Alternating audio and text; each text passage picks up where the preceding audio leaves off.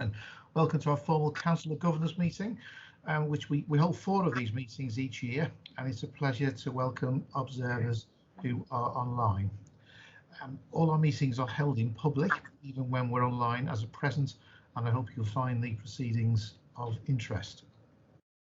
The meeting's being recorded so that anyone is able to watch it back at a time of their convenience in future. So please be aware that if you speak, you will be recorded and the video will be made public.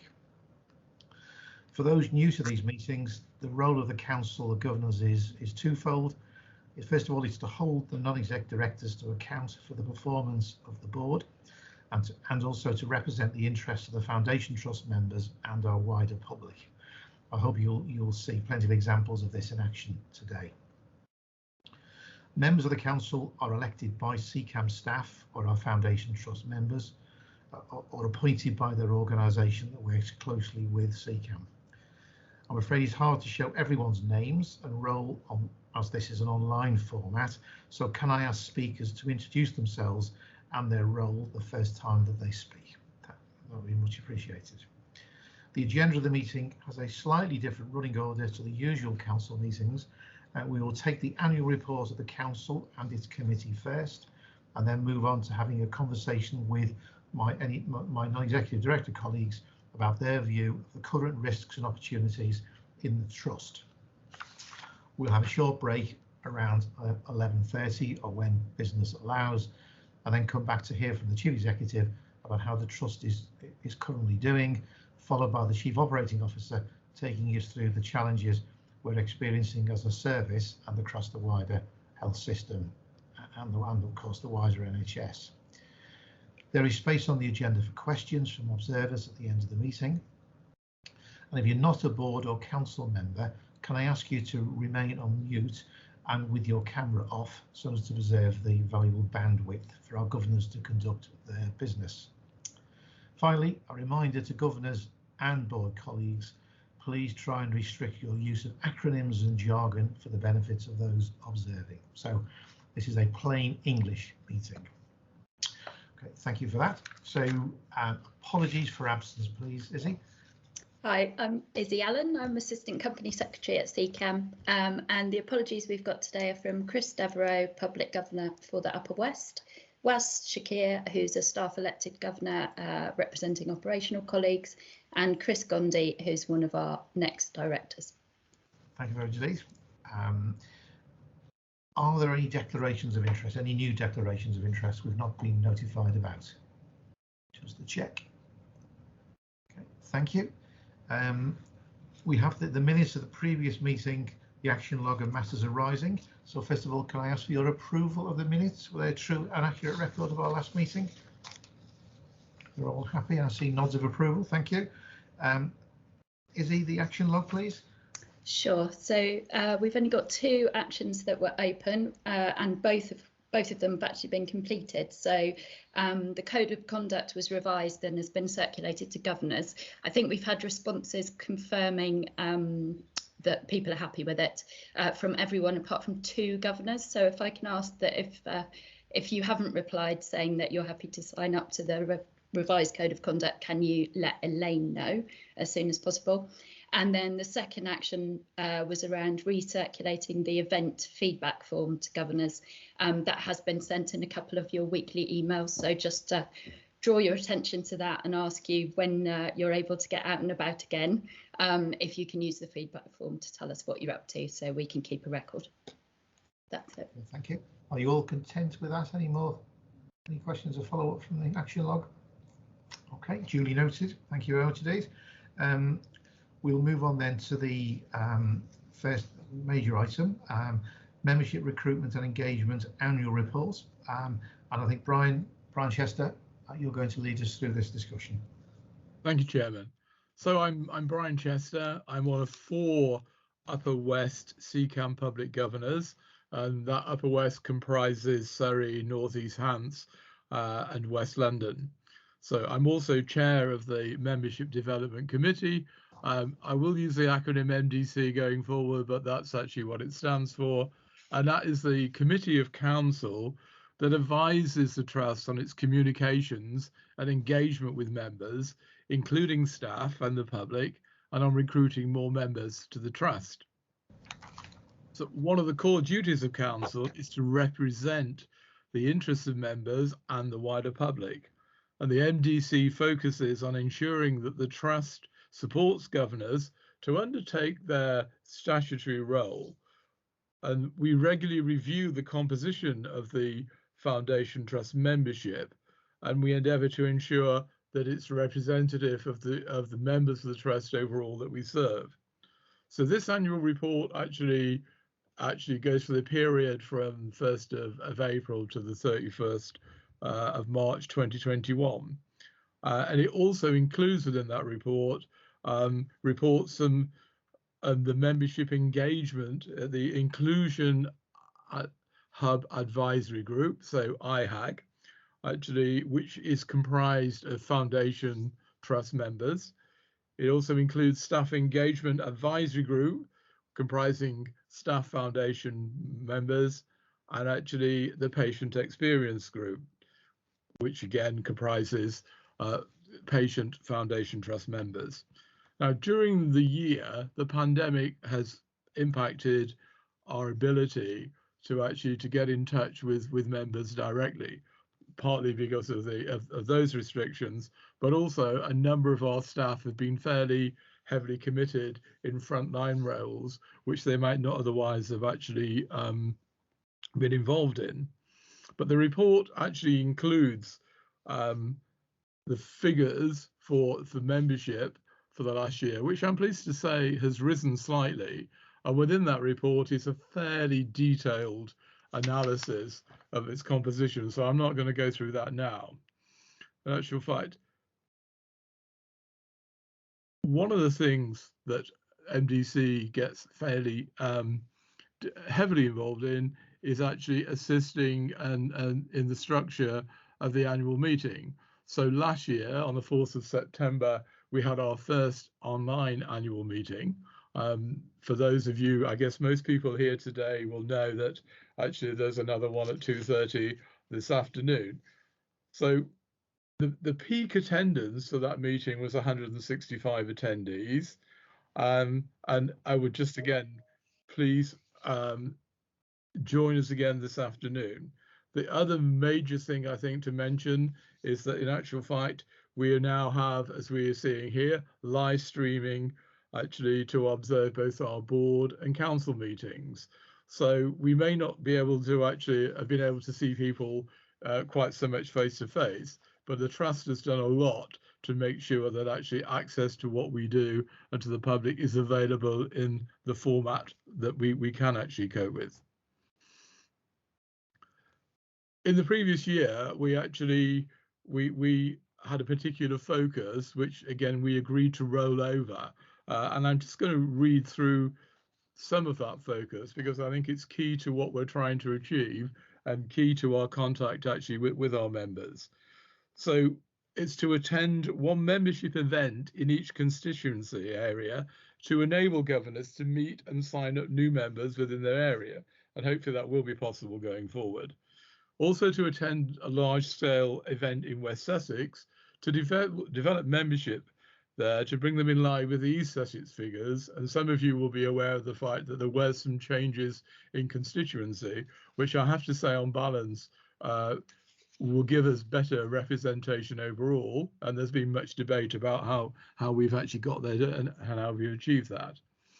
Also, attendance at additional patient and disability events to build patient numbers, as these have been declining in that area in terms of people with disabilities. And this can tie into the patient strategy plans for engagement, so the patient engagement group, and perhaps a little bit more of that later. And also to get governors to utilize local patient participation groups in surgery. So I'm a joint chair of my local surgery to encourage more people both to join the Trust and to actually get that interaction in those areas. The Staff Engagement Advisory Group has contributed to new town hall events which have been set up with question and answer sessions for operational end colleagues. And now we have staff governors who have a permanent slot on that agenda, providing an update for their areas to focus on and to canvass views. And again, right now, it's an important matter in terms of the amount of pressure that's actually on all our staff, but especially our frontline staff, and how do we actually engage with them and support them. Along with that, we're looking at new ways of working in developing a process and a toolkit for local senior managers to aid that process. And also, there was a completed survey to improve our management and leadership training, engaging with the wider teams and looking at the overall value of doing this. The IHAG, so that's the Inclusion Hub Advisory Group, has also reviewed a number of things. So the engagement toolkit, making some suggestions in terms of how we could have a one-page reference so that people could easily access the bit of the kit that was relevant to them and to their needs. Hosting coffee mornings to actually, in order to keep volunteers engaged with the trust in between meetings. And I'm guessing that some of those actually were local meetings online. Hopefully there's a coffee coming in here shortly. And reviewed the model of care for falls, and again, feeding back some improvements in terms of that. So meetings of the patient engagement group have been limited during the year, largely due to operational pressures, and there's been some debate about that too. The PEG has actually welcomed Nigel Robinson and Harvey Nash, who are the newly appointed governors, representative on that group.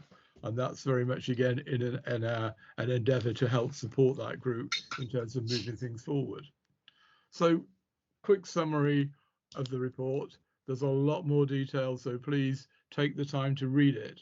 But on the behalf of the MDC, I would like to thank all our members, staff and public, for their continuing support of the Trust. I would say especially our staff. And for anybody online that's actually is not yet a member, I would encourage you, please do become a member. It's easy to do if you go to CCAM's website. It's free. I think I seem to remember the same thing last year, so maybe that helped slightly in terms of the increase in numbers. You get our newsletter, which is your call. Ideally, we'd like you to receive it these days by email, but we can certainly send paper copies to those people who actually need it. And that's one of the reasons why we ask you about email addresses, etc., when you sign on online. And perhaps the most important thing in all of this is actually encouraging members to stand not only for members, but to think of actually governor elections, both within our staff and within our membership. There are elections taking place shortly. So nominations open on the 6th of September. You can find the information online and actually, again, look at the website. So thank you so much for your support in last year. Please look forward to actually coming to more of our meetings. And if you think we're doing it well, join us and tell us. And if you think we can improve it, join us and tell us even more. Thank you, Chair. Thank you, Brian, and thank you for your leadership of the Membership Development Committee. Colleagues, Council, any comments or questions to Brian regarding the report? Are you content, therefore, to receive it? Okay, I move receive, and we'll move on to the next item. Thank you indeed, Brian, and other members of the committee for your sterling work in the last year. Thank you. Moving forward, the Governor, we now move on to the Governor Development Committee annual report. And Nikki Pointer, our lead governor, is going to lead us into that discussion. Good morning. Thank you, Chair. Hi, everybody. My name is Nikki, and I am currently a public elected for Governor for Lower East and the lead governor. So I chair the Governor Development Committee. So the report is from the 1st of April 2020 to the 31st of March 2021. So for those who don't know, the Government Development Committee is a committee of the Council that advises the Trust on its interaction with the Council of Governors and Governors' information, training and development needs. So the duties of this committee is to advise and develop strategies for ensuring governors have all the information and expertise they need to fulfil their roles. We advise on the content of the development sessions of the council and propose agendas for council meetings. So as a lead governor, I do chair the committee, and the chair of the trust usually attends the meetings, and members of the corporate governance team attend to support.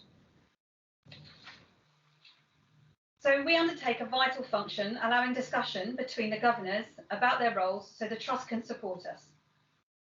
So we met 5 times and worked on behalf of the council to provide feedback and suggest improvements for the running of the council meetings, to raise issues and concerns between council meetings, review the draft of the quality accounts, and to review the way the governors report back on the board committee observations to the council, to the chair. And we undertake an annual review of our own effectiveness. We also review a proposal to create an additional governor post to ensure representation in all areas of CCAM patch. So the achievements of our committee last year included improving effectiveness, reviewing and developing council meeting agendas over the year to ensure governors are able to most effectively hold the non-executive directors to account for the performance of our board. We introducing a 3-year cycle of governor elections for a smooth turnover rate to improve continuity and reduce the potential disruption if 2/3 of our governors potentially leave the council in 1 year. And also discussing and advising on governors' training needs throughout the year.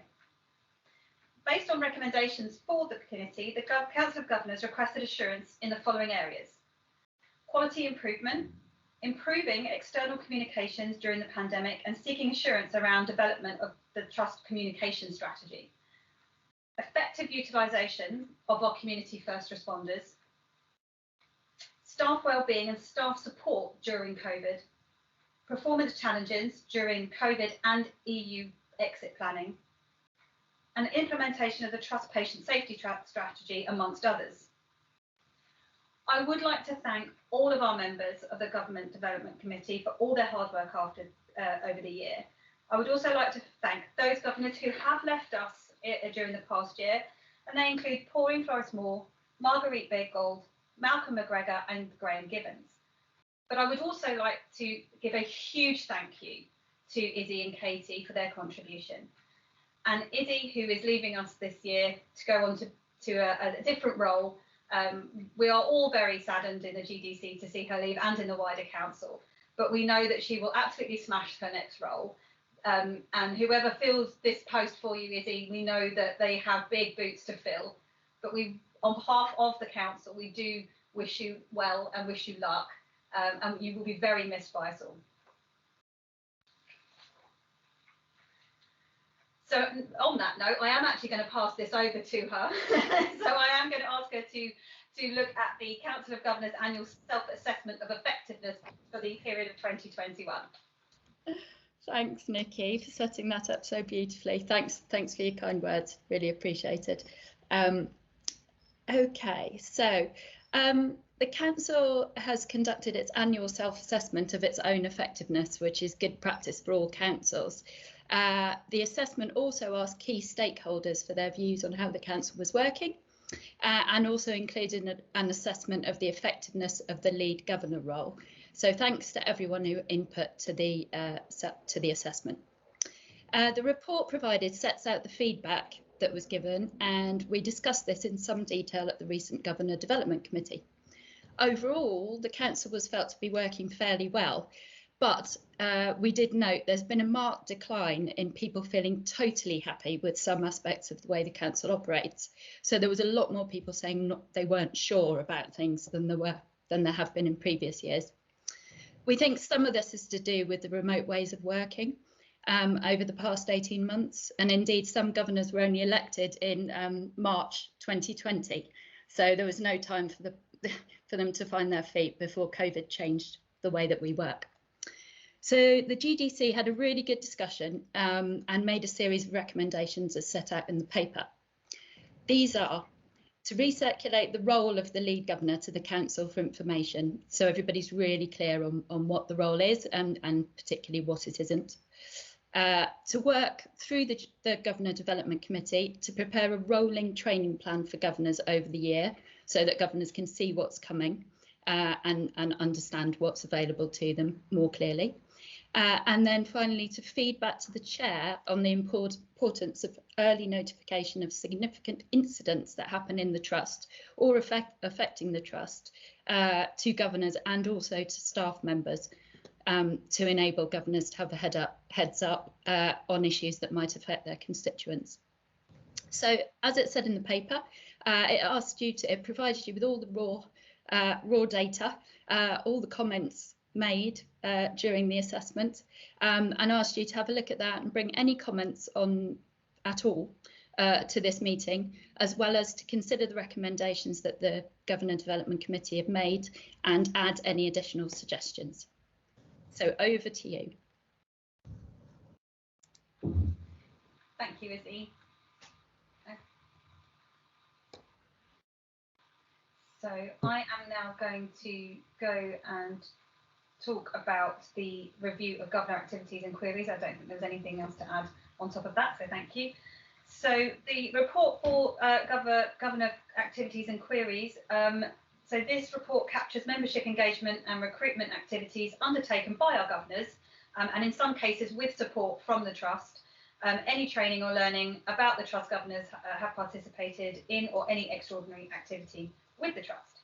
It is compiled from the governors, updating an online form to make us aware of what they have been up to and what kind of engagement projects they have been attending.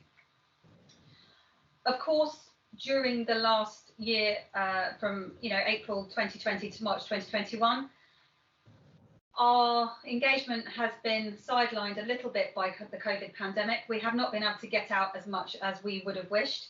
Nonetheless, the governors have continued to try and reach out to their constituencies and holding the trust to account through questions submitted in formal meetings. So the types of things that we've been doing as governors and been going out as governors in the last few years is myself. I attended a Trauma Care UK conference as a CFR and governor, and presented how to build a successful CFR team and how CCAM support their volunteers. In March 2020, we all had 111 resources sharing the message about 111 with our networks and communities. So we had a meeting with our 111 representatives. Vanessa Wood also made contact with the Thanet operating unit manager to share an update on Age UK's work and the community during COVID, and provide signposting for support for elderly, frail, vulnerable patients that our crews might visit and who need community assistance. In April-May, some of our CFR colleagues stood up to the plate, assisting the trust over the last few months with temperature checks for staff, supporting testing coordination services, and the staffing of welfare vehicles outside hospitals, providing staff with well-needed refreshments, drinks and food and such like in the welfare vehicles. Amanda and Chris attended the online NHS Provider Governor Conference. And Colin met with John O'Sullivan and Will Bellamy regarding Medway estate proposals. So there's some of the things that we have been doing over the past year, but as I say, due to COVID, a lot of our engagements were cancelled and we weren't able to go out and actively meet our constituents. At each council meeting, the council receives this report on inquiries and information requests from governors and the trust responses. This enables all governors to see what our governors are asking assurance about. So in the report is a few questions that we have submitted through the year regarding assurances. I will just pick out one because there are quite a few. So there was a question in April with regards to student paramedic placements being paused or cancelled and plans for unqualified students to be employed by CCAM in clinical roles.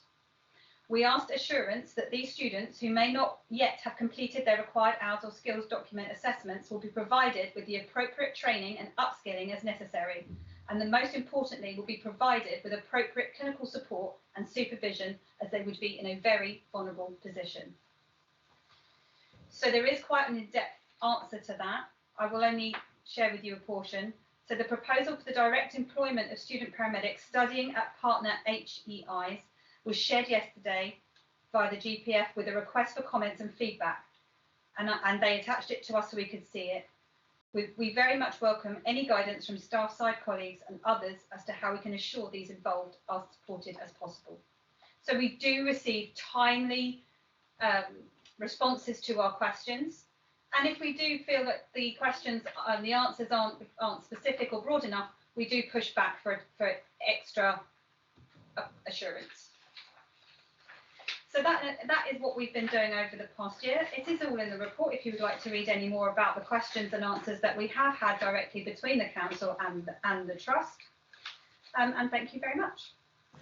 Thank you, Nikki. Very comprehensive there. So council members, we've had the Governor Development Committee annual report, and also Nikki's summarised item 3821, the Governor Activities and Queries annual report. So first of all, in terms of the Governor Development Committee annual reports, do you have any questions or comments before I move acceptance of that? Okay, you're all content with that. And just say thank you to all members of the Governor Development Committee for their diligence in and your leadership of that, Nikki. Much appreciated. Thank you. So we move acceptance of that annual report. And in terms of the annual report for Governor's activity, and in spite of the pandemic and the restrictions on movement, as you'll have heard, our governors have been very active to ensure that CCAM remains accountable to our membership and the wider public, which again we do appreciate. So are you happy to accept that report, or are there any questions at all, Nikki, on those points raised? Okay, you're all content. Thank you for that. And if I might bring us back to moving on then to item 3721, which is the Nominations Committee annual report.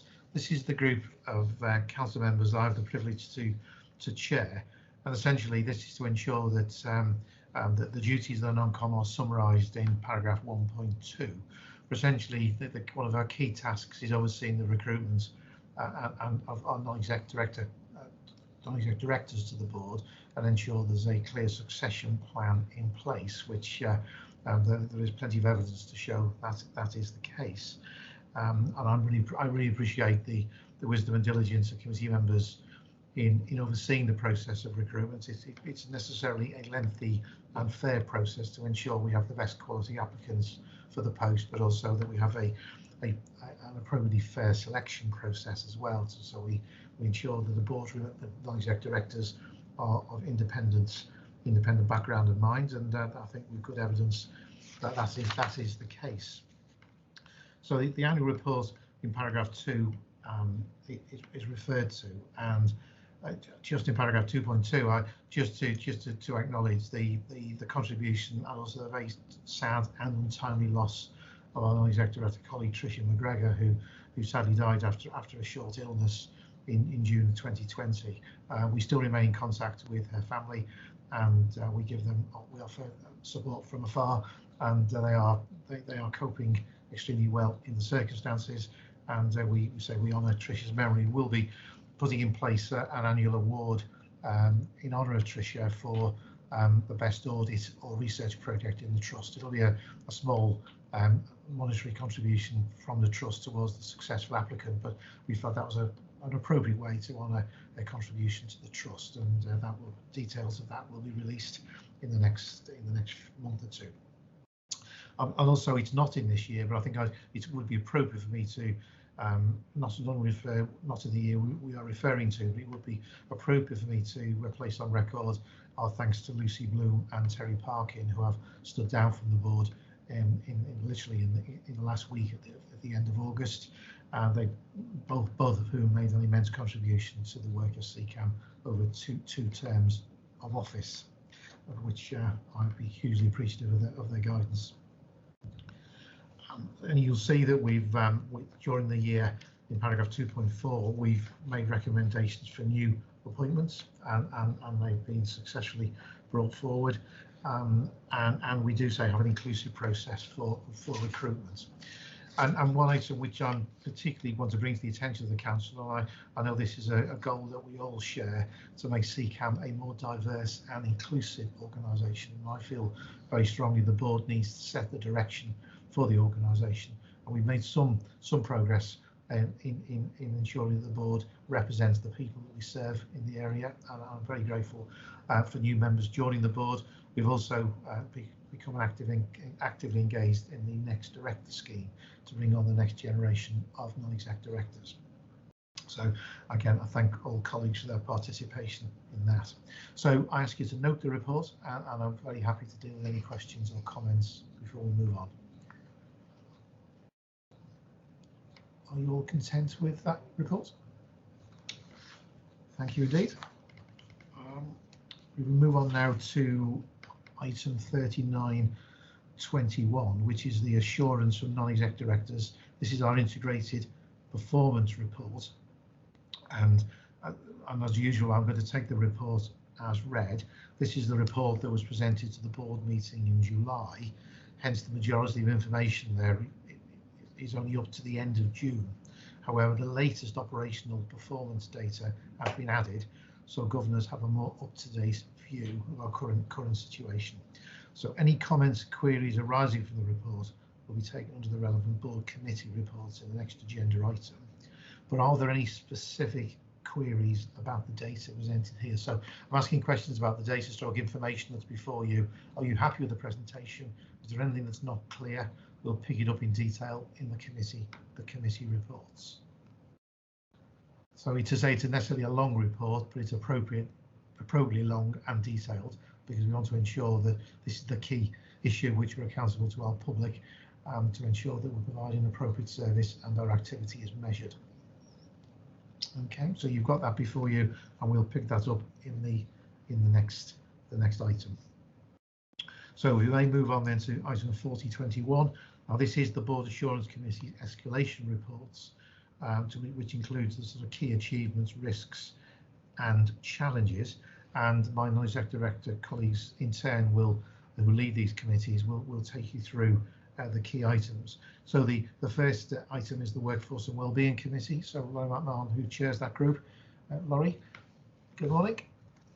Good morning. On the WWC, no acronyms here, is the Workforce and Wellbeing Committee. This commentary on the escalation report for the WWC is taking place in slightly unusual circumstances because of operational and staffing pressures. The August meeting was cancelled, the meeting of the WWC, and so many of the assurances called for in this report are still to be considered by the WWC.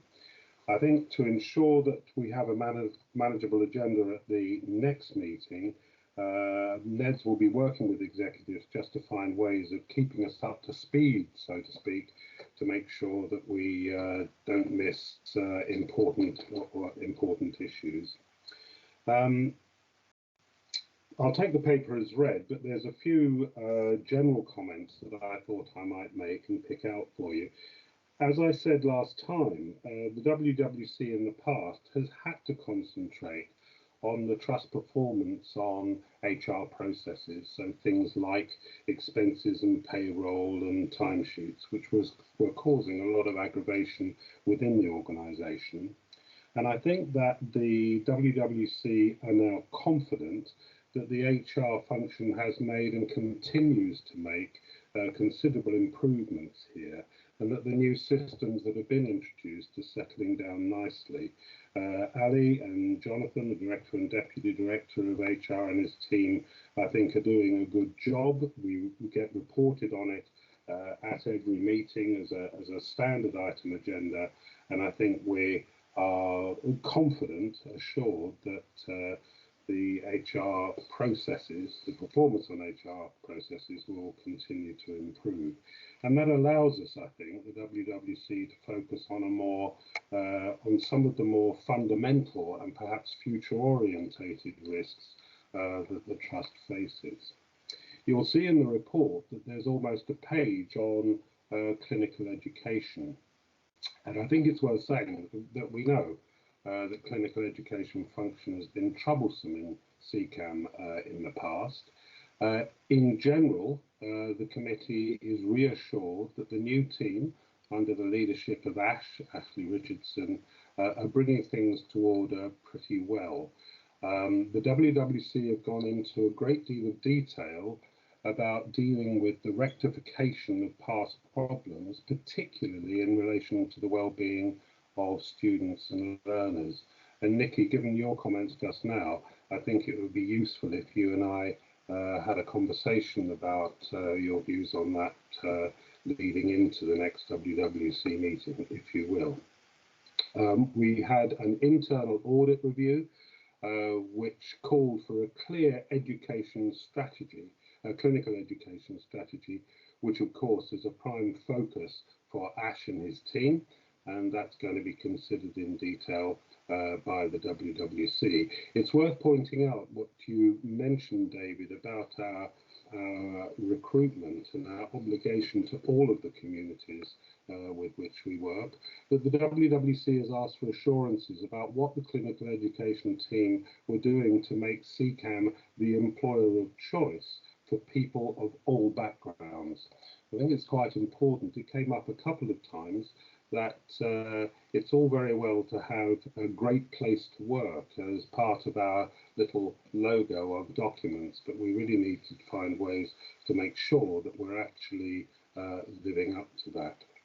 And just to let you know, because of the lost meeting, Tom Quinn, Professor Tom Quinn, my colleague Ned, who's a great deal of experience in clinical education matters, have arranged to meet with Ashley to explore these issues so that we can give an up-to-date report to the next meeting of the WWC.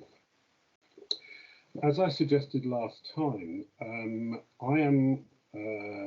what we've been doing in WWC is trying to shift beyond looking at past performance and to considering more fundamental and perhaps future risks to the trust that are within the bailiwick of workforce and well-being. And here I really want to pay tribute to Terry Parkin that David mentioned a little while ago, who's now had his last meeting of the WWC, because it was Terry who started that shift from looking at past performance and beginning to take on some of the more complicated, I'd suggest, future issues. I mean, Terry made a huge contribution to that transition.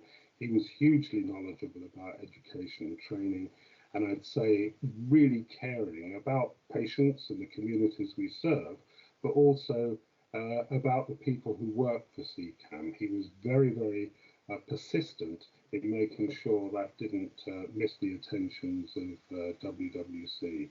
So as chair, I will miss him and miss his contribution a lot. And perhaps I should report he was very skilled at making us laugh, which isn't true of every member of that committee, I guess. We'll have to do better at that, I guess. One of those sort of more esoteric issues is, of course, workforce planning and recruitment, and associated that with retention, especially of our clinical service providers. And I think there's a need for a shift in gear here. The past focus was on trying to resource the operating models that were identified in what was known as the demand and capacity review. So quite an old idea about how services should be delivered. And I think we need to ensure that we are realistic about the recruitment market and about responding to new models of care that are likely to be introduced. And I think here the WWC needs to work and will work closely with the Better by Design initiative to assure that happens. But as models of care change, so workforce planning and recruitment and retention begin to take account of that and anticipate that as best we can. Just a highlight in there, or not so much a highlight, perhaps a flashpoint, is the recruitment of paramedics by GP practices under the working in primary care networks, which are part of the restructuring of the NHS anticipated in the forthcoming white paper. And that has huge consequences about our ability to deliver to patients and the communities, simply because reducing, if you like, the hours we can put on the road. And I say the WWC was assured by Philip and his team that all was being done to limit that abstraction by GPs through discussions with the ICSs, the integrated care systems with whom we work, the four of them, and the NHSE, whose ultimate responsibility this is, by developing a rotational model, not a great brand name, we'll have to think of something better than that, to make sure that we're able to hold our paramedics within the orbit of CCAM, and also to enable clinicians to develop their careers. So that I think is reassuring. It'll be interesting to see how effective that is in other parts of our local systems of the integrated providers actually depleting our workforce. That brings me to the second key concern, and that is how we balance, and it's a difficult balance between trying to service the short-term operational requirements of delivering a service to patients and out to communities, alongside the training and development requirements, both clinical and management of our staff. So one obviously affects short-term performance, but I think within the WWC and the board in general, we're beginning to realise, sorry about that, I do apologise.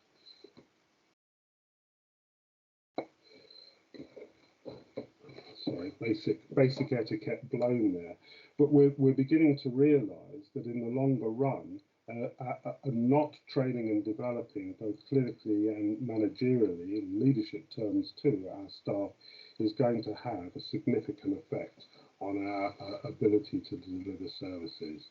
So we're looking at that, I think, in some detail. We will be looking at that in some detail in CCAM, because that kind of development, allowing people to learn and develop, I think, is part of CCAM living up to its catchphrase about being a great place to work. And I think that will become an even stronger focus for the WWC as we go forward.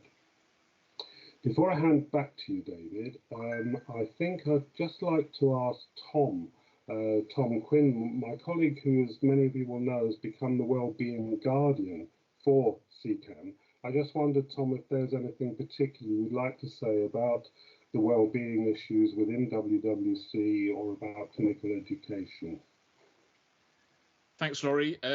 So I think two things here, really. So yes, I'm the Wellbeing Guardian, which is a new role at board level that's come out of the NHS People Plan.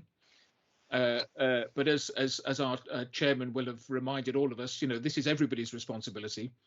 But I'm sort of the point person, as it were, with our HR director and with regional and national colleagues on how we support all NHS staff in every role going forward as we recover from the pandemic. So there's a lot of work going on behind the scenes around what that means. So how do we as a board understand better the well-being of our staff? What metrics can we use for board level reporting and assurance? And I know that Ali and his team are working on that. There's a new well-being reporting framework probably going to be announced by NHS England early in the new year, which we will obviously need to be looking at. But on the day-to-day, and those of you who have watched any board meeting or any of our committees, every one of us as a NED and indeed our exec colleagues, we're always asking, what does this mean for our people? How are our people? And trying to do everything we can to support CCAM staff through what have been very, very difficult times and are clearly not going to be over for some time. So the focus on people getting their meal breaks on time, finishing their shifts on time, a whole range of other things that we want to bring together. And obviously the things we can measure, we can report at board, but there's also the qualitative stuff. And as an ed, I'm not alone in looking forward to being back out there, taking the temperature, listening to people who are out there. I did have the opportunity to use my skills on the welfare trolley at Crawley in the EOC in 111 last week, and it was just an absolute delight to be in there, listening to, engaging with, talking to some of our colleagues through this very busy time. So we're focused on the immediate, trying to look after people as best we can, with the pressures everybody's under, and recognising that. But in terms of going forward more strategically, there is work ongoing behind the scenes around the well-being of all NHS staff, and I'll be reporting that back to board and WWC in due course. In clinical education, yes, we've had, Laurie and I had a very good meeting with Chris Burton and colleagues, staff governors, to go through a whole range of concerns that had come up. We're engaging with Ashley on his draft strategy, and clearly have looking forward to meeting with him and going through things in detail. And in terms of triangulation, of course, I'm sort of in touch because I work in a university and know the university world. I'm also engaging with academic colleagues across the universities that provide paramedic education and training, just to get a sense of how things are going with our trust, what engagement they're having with the clinical education team, and so forth. So there's quite a bit of activity going on behind the scenes there to help gain a better understanding of the whole picture and to help with our assurance responsibilities. Thank you, Tom. I think as well as recognising Terry's contribution, we also should welcome Subha Shankamanathan, who's joined as a NED to WWC, and I'm sure that you'll be hearing a lot more of her in the future. The last thing I wanted to point out before I go back to you, David, is that the involvement of governors in the WWC meetings, we've made a great effort to invite governors on particular issues to come to our meetings. And what I've done is to set up a process whereby we have, I think it's half an hour's briefing before the meeting, or maybe 15 minutes briefing before the meeting, so we can make sure that issues of their concern are picked up and covered, and then a briefing at the end of the meeting, which is nominally a quarter of an hour, half an hour, but seems to go on much longer than that. They are very, very useful, and I'd encourage governors, if they want to get engaged on the WWC side, to do it. I find that, and I'm sure my NED colleagues do, really, really helpful. Okay, David, thank you very much. That's all from us. Well, thank you, Laurie. Thank you, Tom. A very comprehensive report, but necessarily so. And I was also pleased to read in your report as well, just to highlight to the council the steps which the organisation is taking to help protect our staff against incidents of violence and aggression. And we have the rollout of the body-worn camera initiative as well, which I think is a source. Hopefully, will give some confidence to our staff that we are taking the board and the organisation take these matters very seriously indeed. So thank you for that report. So colleagues, members of the board, I think Jeff Kempster, you were first with your hand up there. Good morning, Jeff. Good. Oops, let's do that. Right, sorry about that. Jeff Kempster, I'm a publicly elected governor for the Upper West region. The question I have for the WWC really is, on our recent performance, we've been running at below 90% capacity in terms of the man hours supplied on the road. This is partly due to reduction in staff levels, but also due to illness. And I'm concerned to see that quite a high level of that illness is now down to mental health issues. And I'd like to know what the WWC is doing in terms of addressing these issues.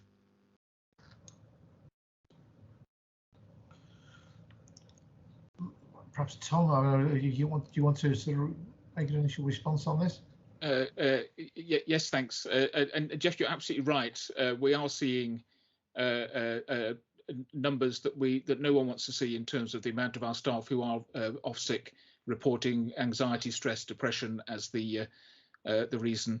I'm meeting monthly with Angela Rayner from the Wellbeing Hub, and separately with our new Deputy Director of HR to try and keep a handle on the actions that are being taken by the trust and seeking assurance, which then I discuss with Laurie.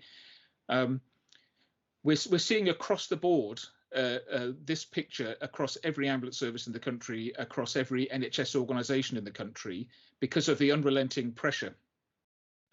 And I was on an NHS England call just last week, and everybody was talking about this and trying to think what can we do. The key thing in the end, of course, will be to sort out demand. So in terms of our strategic approach, that thing about how we organise how people seek help and having the right resources in place to respond to them is obviously the magic bullet for helping our staff to be less stressed, to see less sickness absence. But of course, in the immediate, we have to be able to provide support for those individuals in the now. And the Wellbeing Hub, which we have, which most other organisations don't have, is something that is working very, very hard to try and support our people through that. We had a discussion, and Chris Burton, that call we had with you, Chris, about mental health first aid training, about how we support our frontline, first line leaders and managers to recognise when someone might be getting into difficulty and to be able to support them to try and reduce the risk of escalation of people getting into a worse situation mentally, personally.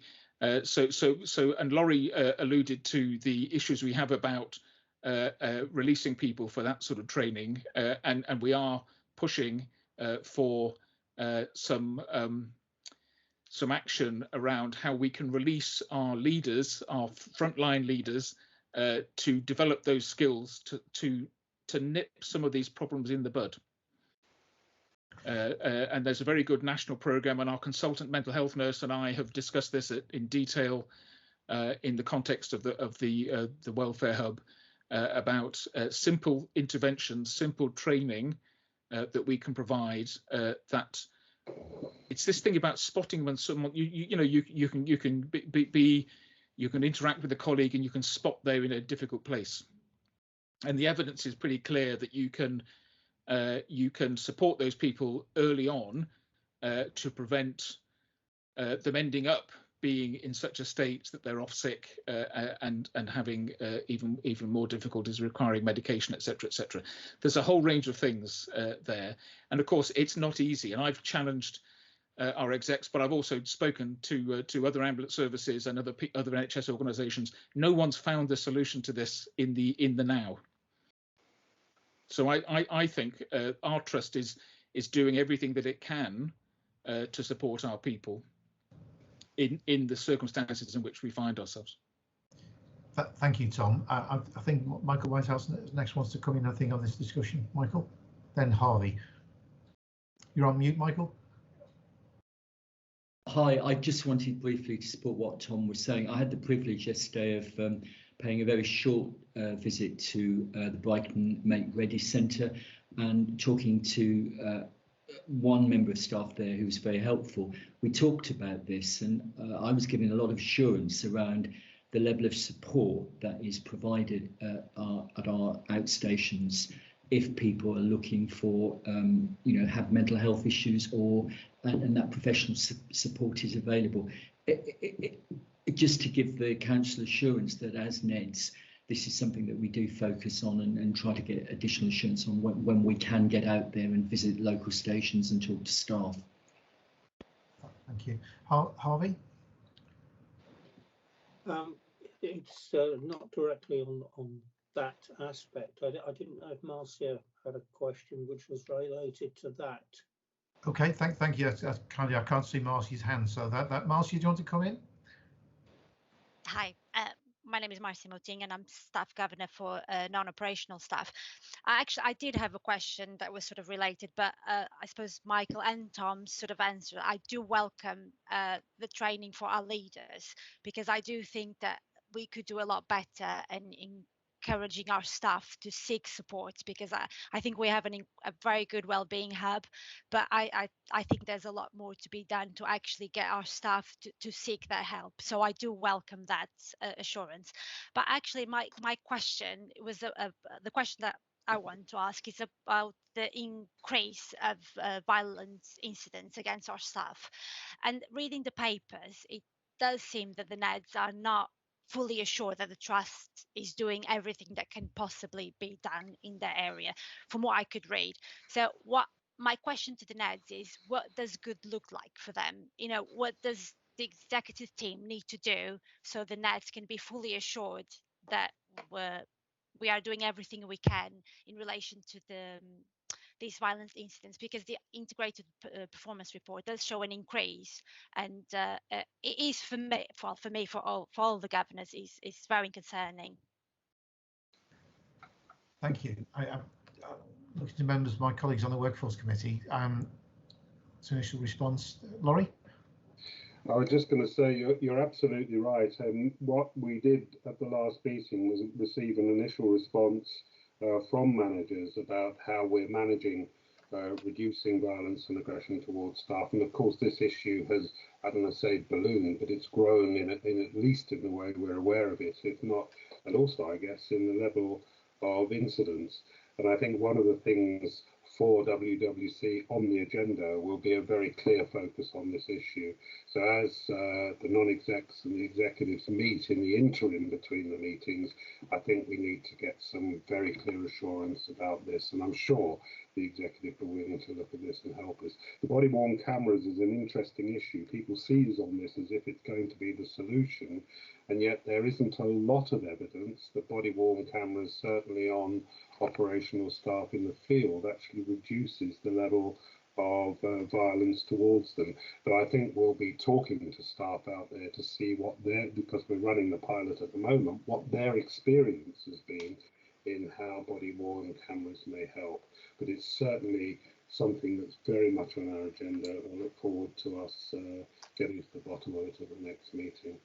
Thank you, Marcy. If I may, just from the chair, if I could just comment that I think Tom said in his short presentation, referred to our performance, and it's the continual challenge of performance, which not only drives some issues of aggression of the public towards our staff and some of the behaviour of the public when they are stressed in relation to how they deal with particular call centres is very poor indeed, and even allowing for their distress, sometimes our staff are put in a very, very difficult situation, dealing with difficult members of the public. Yeah, I just worry about the support that we're giving to staff, yeah, you know, not only to prevent those situations, but then afterwards. Absolutely. I mean, clearly there's two answers to what you're saying, Marcy. The first thing is get ahead on performance, and I'll come on to that later in the meeting, is actually to get that more control than we currently do. But secondly, I think we are, certainly I know my executive colleagues are very alive to the challenge of the EOCs, for instance, to provide them support in dealing with aggressive members of the public, however stressed that they are. But the other side of it, obviously some of the issues you're referring to are societal, and there's only so much we can do in CCAM in terms of the behaviour of the public, particularly in terms of national lockdown. But I will say that the non-exec directors are really working with the execs to really make sure this issue is front and centre, because no one wants to see this, and we want to protect our staff. We really do. But going back to, I think it was Laurie, do you want to come back on that? I was just going to say, Marsha, as both Tom and I have said, it's part of looking at this balance between a focus on immediate performance and how we can afford, so to speak, the abstraction in order to do this kind of development, exactly this kind of development, and support to staff in order to protect our performance, not just to protect our staff, but our performance in the longer term. And I think this is going to be, getting that balance right, I think is going to be something with which the WWC really does need to be concerned. There is a limit about how long you can continue to chase the hours and to chase the performance targets. But we'll get on to the other side of that in looking at our performance in just a little while, I guess. Okay, thank you. I've got 3 more questions I'm aware of, so we'll take those 3 and then hopefully move on to the next item. I think Harvey, you very kindly gave up your spot in the queue, so I'll give you the next opportunity. Thank you. Harvey Nash, I'm the Public Governor for Lower West, West Sussex in everyday parlance. I've got 2 points. One is a sort of very much linked to what Marcia was saying. First of all, actually in the integrated performance report on page 18 where the stats are, I just wanted to firmly confirm that we didn't have 733 incidents in a month. I think that should be 73. The issue for me though is that over the 2 months reported, there were 40 assaults, actual assaults on our people. 1 is too many, 40 is far too many.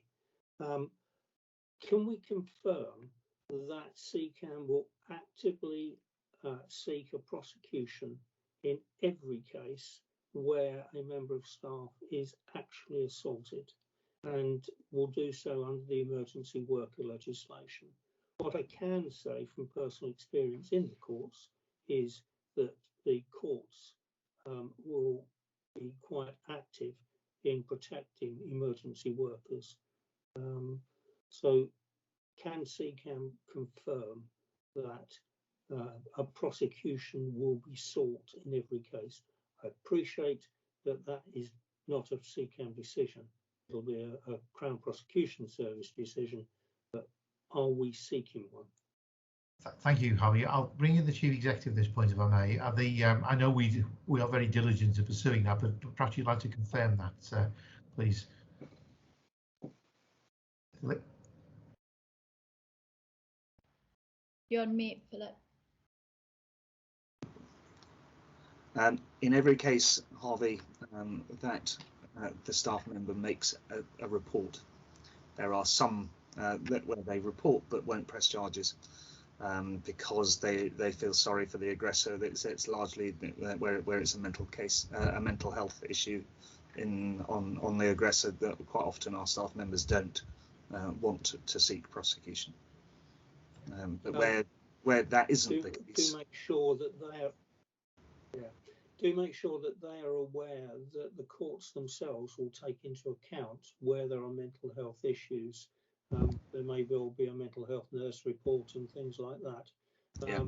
The important thing is that the matter is taken suitably seriously, and that because our people shouldn't be exposed to this. Okay, thank you for that.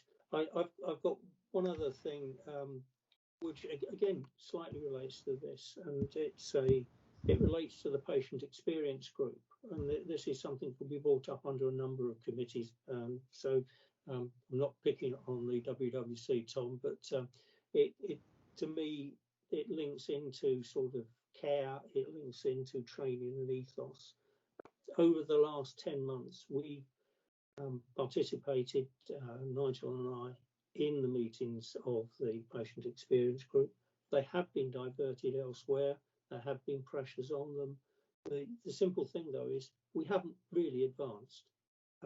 We haven't advanced in terms of achieving anything which is tangible for a patient, or for using all the information that we've already got in a meaningful way to establish what we should do in terms of helping our people to give patients a better experience, knowing whether problems occur towards the end of a shift when people are tired, or whether they occur in certain circumstances. There's loads and loads of statistics that we already garner. We don't need to get a load more. What we need to do is start using them to inform us about how we can help our people give people a better experience. Thank you. Laurie, do you want to comment on that? I was just going to say, I mean, that's a really important issue, and I think leads into a discussion about how we engage, not just engage, but use the intelligence gathered through patients, staff, and other stakeholders. It's interesting about whether that falls within the WWC, but since we've taken an interest in engagement generally, it seems that the WWC is now, that's within its bailiwick. So perhaps we can pick that up.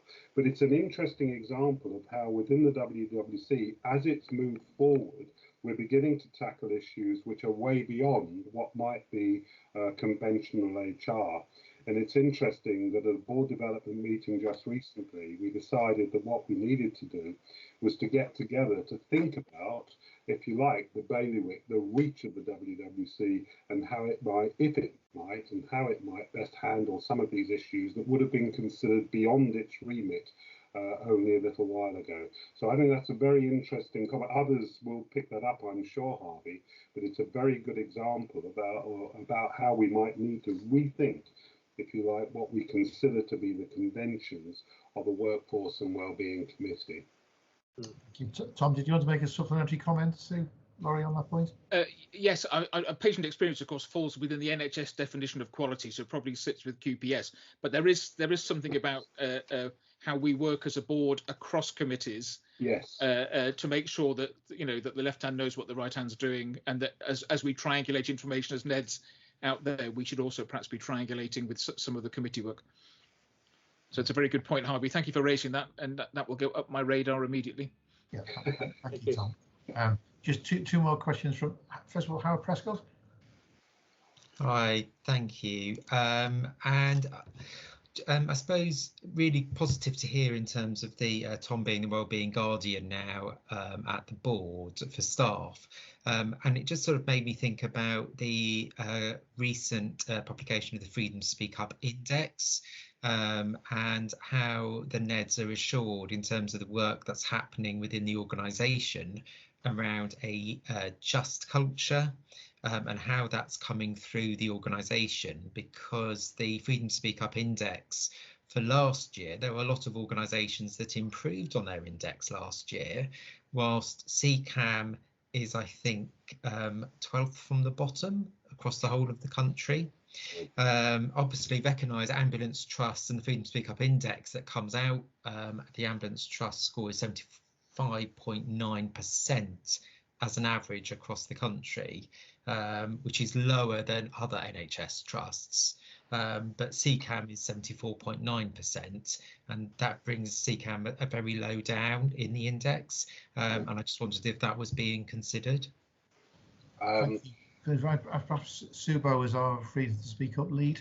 Would you want to make any initial comments on that subject? You've just taken on, just assume this role, so you may not have the complete in-depth knowledge yet of all of this subject. No, thank you, Chair, and thank you, Howard. That's a really good question. And as David mentioned, so I've just taken on the role. I've got big boots to fill because Terry Parkin was the Freedom to Speak Up Guardian NED, so I'm getting my head around some of the issues, and it's funny you say how we are performing in comparison to others, because I was just having the conversation about how we learn from these incidents and actually how we ensure that these things don't recur, and so that's something perhaps that we need to look at a bit more. So as I start to get my head around the scale of some of the issues and the different types of issues that the FTSE actually covers, one of the things that we do want to focus on is how we learn from that and what are the themes that come through from that. And of course, part of my job is to keep the board informed about what happens. I have regular conversations with the chair about that, obviously Philip as well. So we are aiming to try and implement and pick up the learning from each of these incidents so that we can actually do better going forward. So hopefully the next time this comes up, I'll be able to give you a bit more of an in-depth rundown of how we have fared on those learning reviews. Peter Lee, our company secretary, just wants to add to Subo's comments. Peter? Thanks, Chairman. Yeah, no, just to say that so we have a Freedom to Speak Up Guardian, as all trusts now I think do, and the board receives a biannual report from the Guardian, and the next one's due actually this month in September.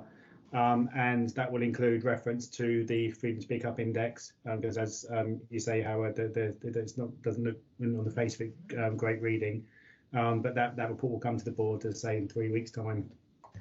But thank you, Baz. But just to say, this is an issue which the board is well cited on in terms of the work of the Freedom to Speak Up Guardian. I think there's work which I know Laurie and the Workforce Committee have overseen, because there can be a confusion here.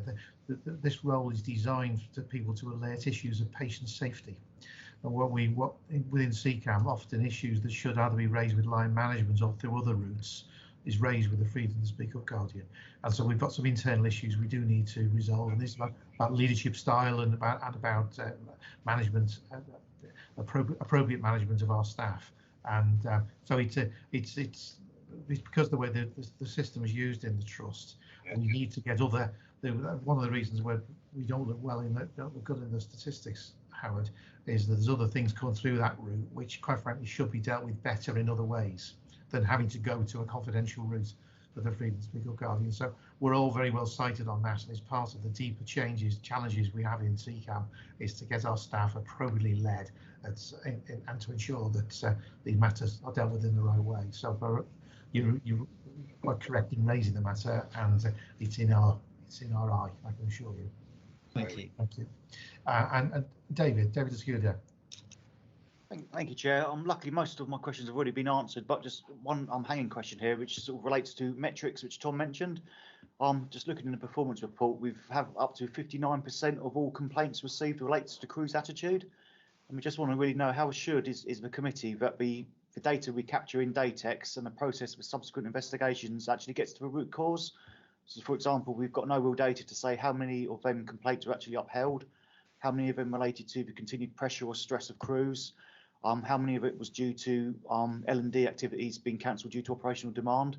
So obviously the patient experience group have mentioned this as well. So just really do we know really what the statistics are telling us is the question. Really. Thank you. Tom, can you make an initial response? We have to go back in with a written response to some of the points that David's raised. Can you? So on the face of it, and in my escalation report for QPS, I'm going to talk a bit about serious incidents and reporting and how we try and triangulate all these things. I can't answer, David, specifically your question. I think we're going to have to come back to you on that, particularly around crew attitude and what that's telling us about how stressed people are. So I think we're going to need to come back to you to give you an honest answer with more information from that.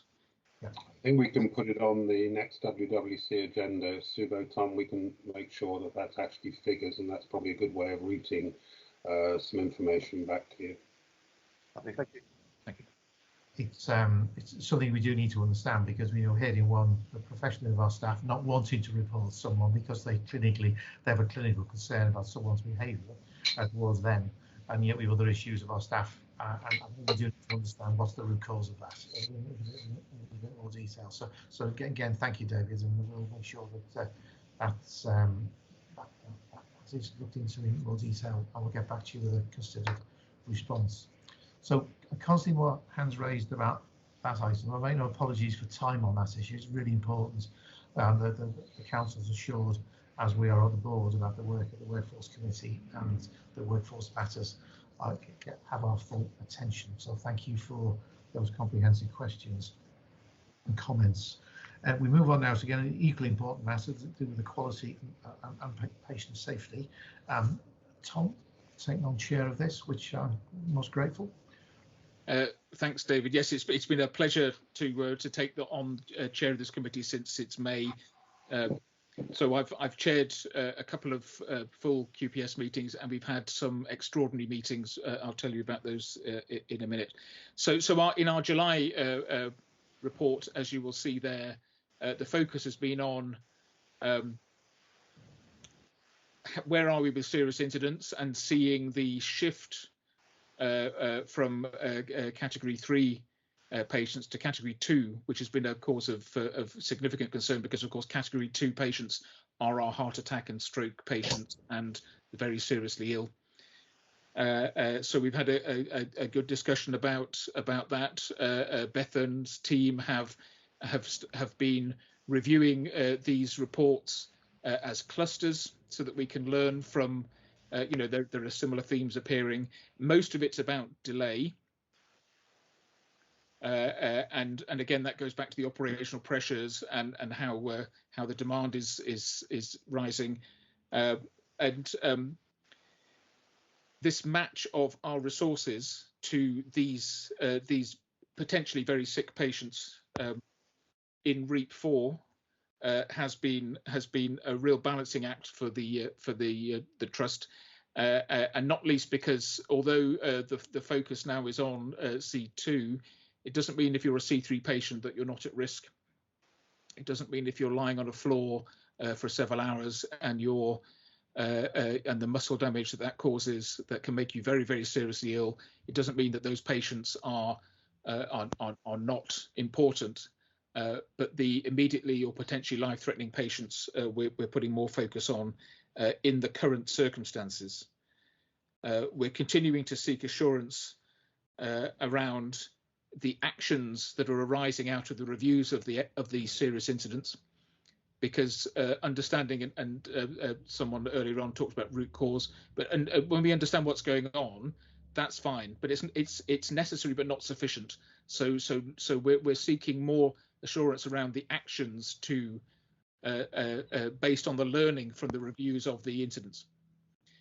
We're also seeing probably fewer incidents being reported by staff, and certainly at the extraordinary meeting last week, we talked about just again reminding staff it's important to use the DATIC system so that we can learn from what's going on. We had a specific focus both in the July QPS and in the extraordinary meeting last week on safety of patients in the current REAP 4 circumstances. And you'll have seen there some of the actions on the first page about optimizing staffing where we can, incentivizing shifts, recognizing the risks of that for already tired staff. In the control rooms, ensuring that we use our clinicians in the control rooms to their full potential, so that they can be helping around decision making and communication with patients, particularly where there's a delay. This increased focus on category 2 patients because of the things that I've just mentioned, making sure that that we're not missing those patients, that if they are delayed and there's a lower priority call and they're in a queue, that they are identified rapidly by our clinicians and moved up so that they get an appropriate response. We also recognise, however, that getting our staff back from sickness and self-isolation in the days of the pingdemic, which I think has probably been resolved at policy level now, that will help us help these patients. As I said, we would although there were no formal committee meetings during August, we did have, and I'm very grateful for colleagues for stepping up and having that meeting last week, so that we could again just have that renewed focus and be right up to date on the safety issues for patients. But we also had some routine work. So we looked at bariatric care. Now this, as you'll see from the paper, is a very small proportion of CCAM's work, but it's really important for the safety and dignity of those individuals that we're going out to who need bariatric care.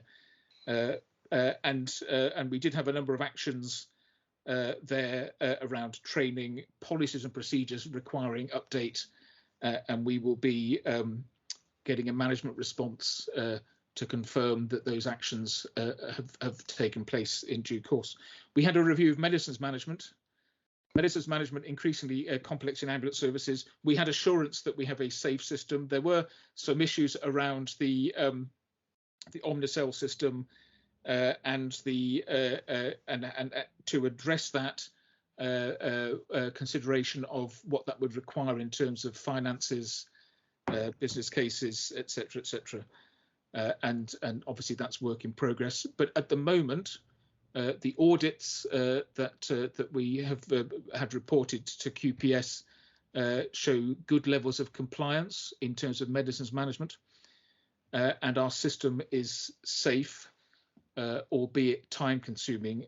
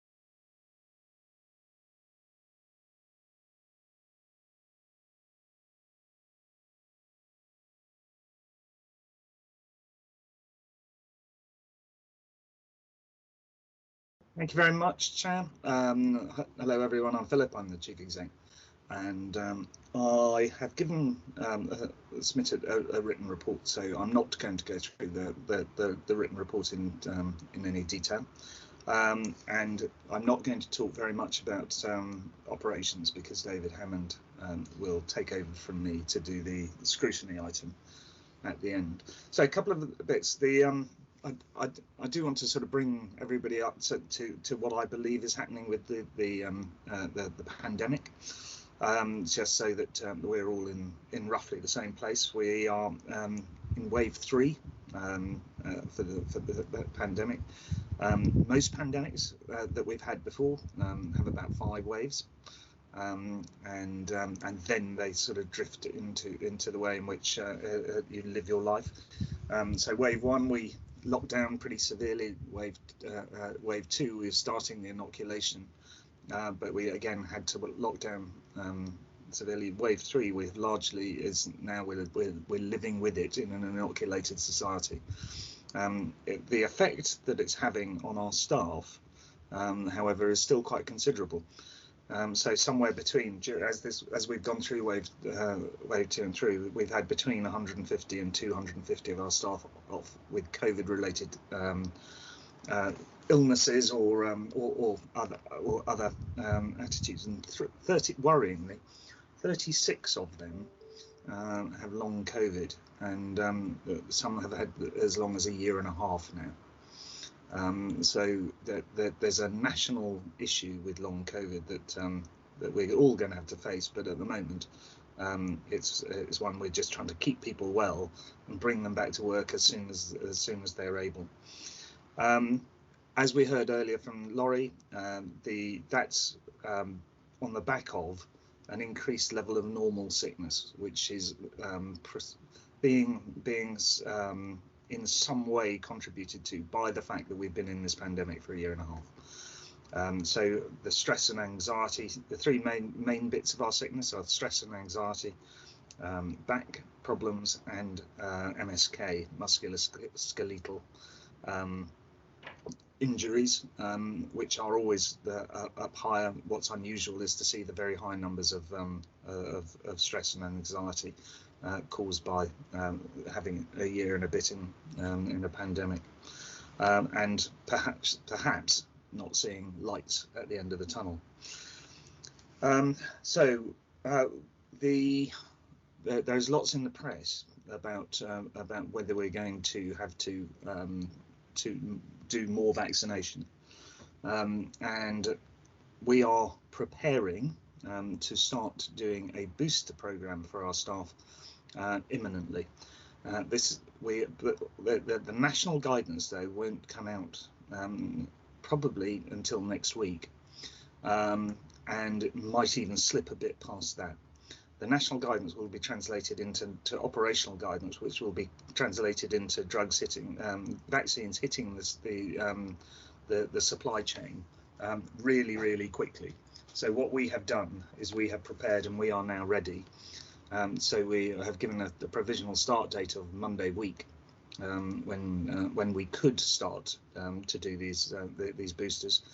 But I stress we have to wait for the national guidance and all of the various medical things that come with that. But they're all prepared to see what the JVCI guidance, the expert guidance, actually says. But if you want Philip Assel's best guess, we'll be starting somewhere around the 20th of this month. It's a 6-week program when we vaccinate all our or revaccinate all our staff with a different, in most cases, a different jab than they had last time. Looking ahead, so I think future waves will look much more like this, and we will continue to vaccinate at the pace that the evidence suggests that we need to do it. So that's what the guidance. That's why the guidance is so important. And we will keep our staff as highly vaccinated as we possibly can. We will do this next vaccination coincidentally with the flu jab, which should also help us get a higher number of flu jabs. And even though we've done pretty well for the last couple of years with flu, we would seek to do better this year because of the fear that there was very little incidence of flu last year because we were all wearing masks and isolating and that sort of stuff. So we're expecting it to be harder this year, and so we need to work hard on the vaccination. So I think that's the disease and our reaction to it.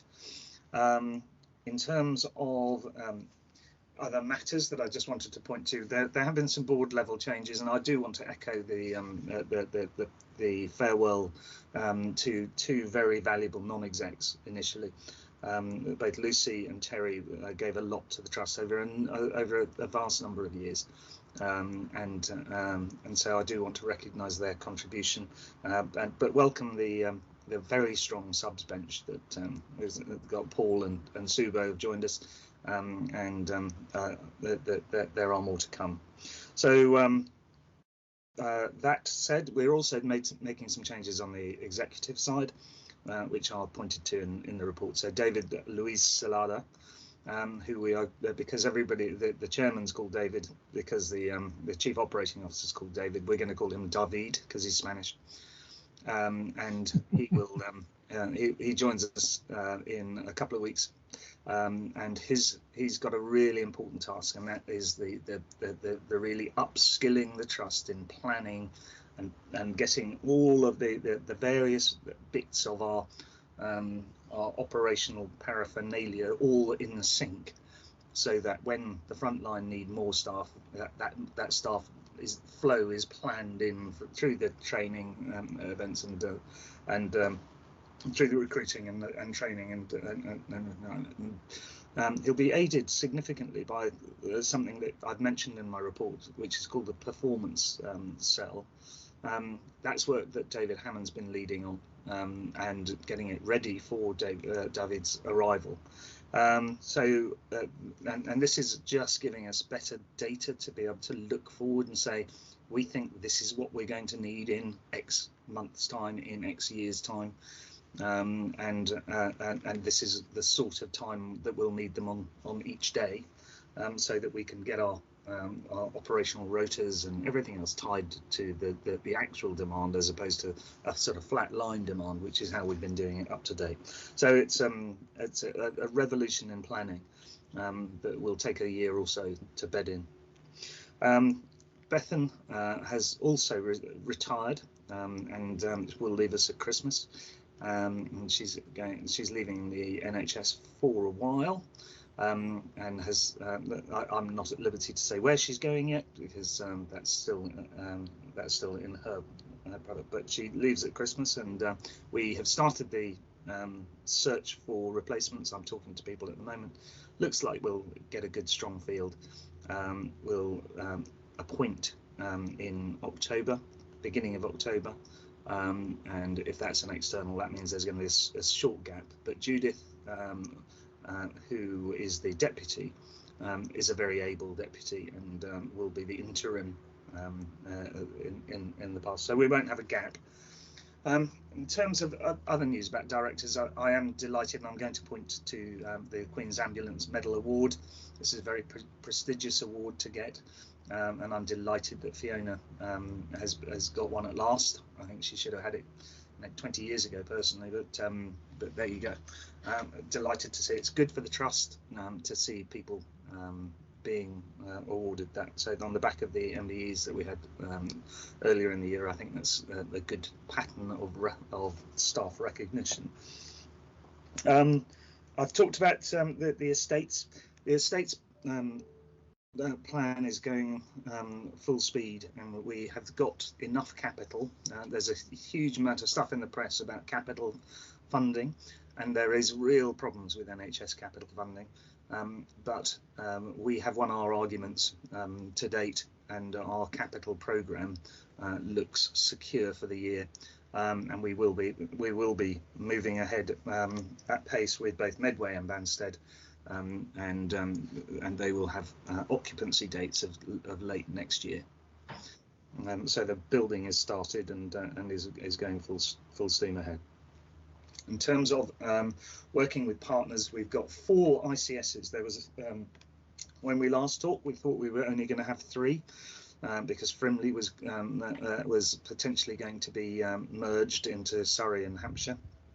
The Secretary of State made an announcement recently that said that won't happen, and so we will continue with 4 ICSs, integrated care systems, in our patch, and we are working hard with them as they get there.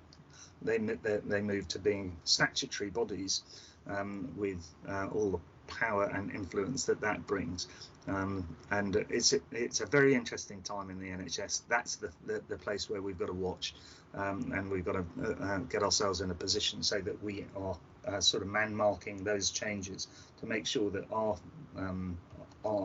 we're able to design the health system as opposed to have the health system designed around us. The additional funding we talked about earlier, so our share of the 55 million is about 4.3, and that money is specifically designed to be spent on the 5 things that I mentioned in my note. Ours, because it's non-recurrent, we can't buy frontline staff with it. We could, we can and are trying to use some of it to get more private providers, because that you can use non-recurrent money for that, but we can't get permanent staff from it.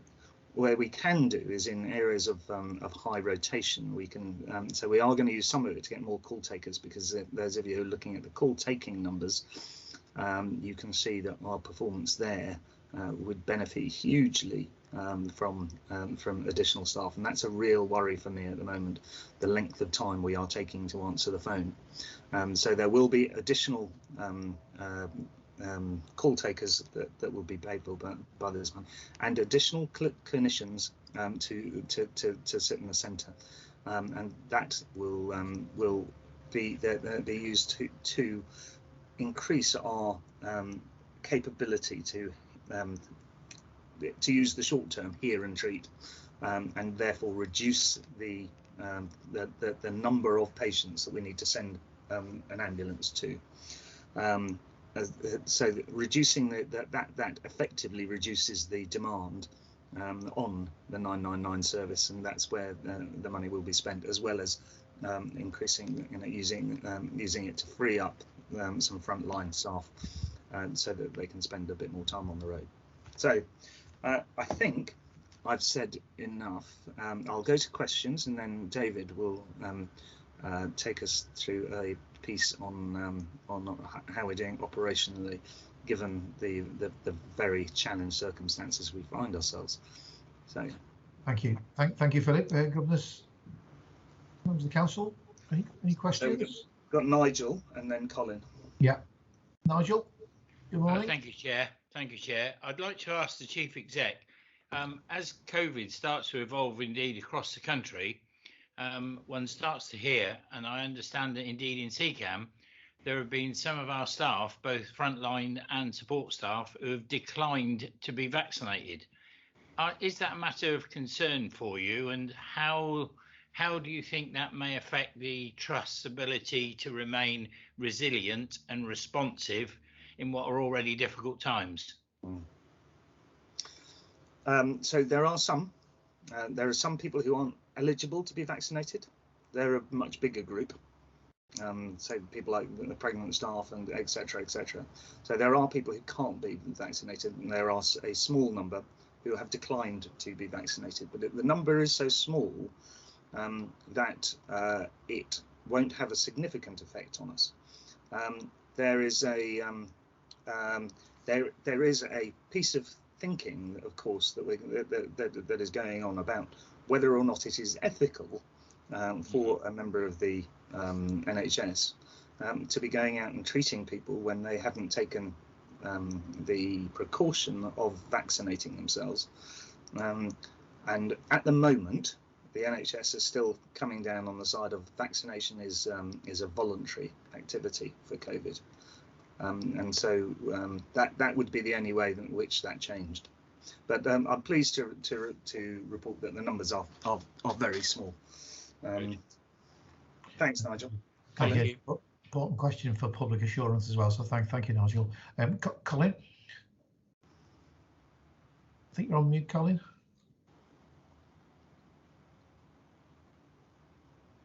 Sorry about that. Okay. Philip, you mentioned earlier about the number of staff off with stress, and that you'd had conversations with 1-1 staff at Ashford regarding the move to Medway. During that conversation, did it come up that in excess of 200 members of staff would have to drive past the Medway complex and park off site, and need to be driven back onto site by transport? Will that, in your opinion, increase the stress levels already that staff are experiencing? I don't recognise 200 staff having to drive past the site.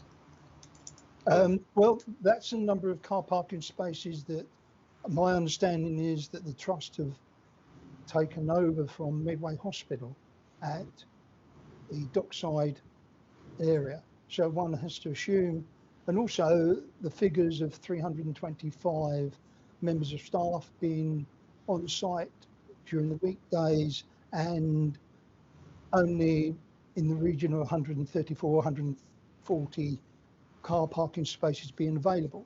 So that is where I'm at the moment.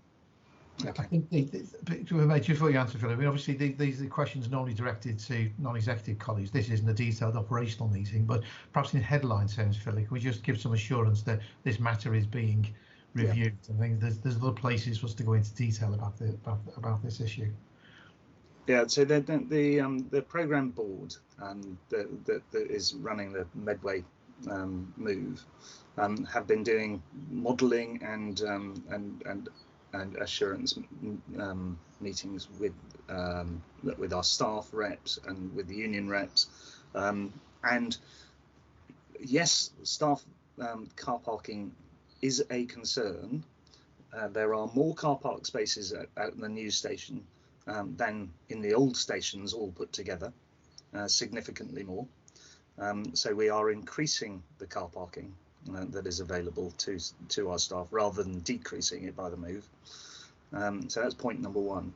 Point number two is that as we get closer, particularly in 111, the turnover of staff in 111 is such that by the time we move, most of the staff will have been recruited on the sure knowledge that they were going to be based in Medway, not in Ashford.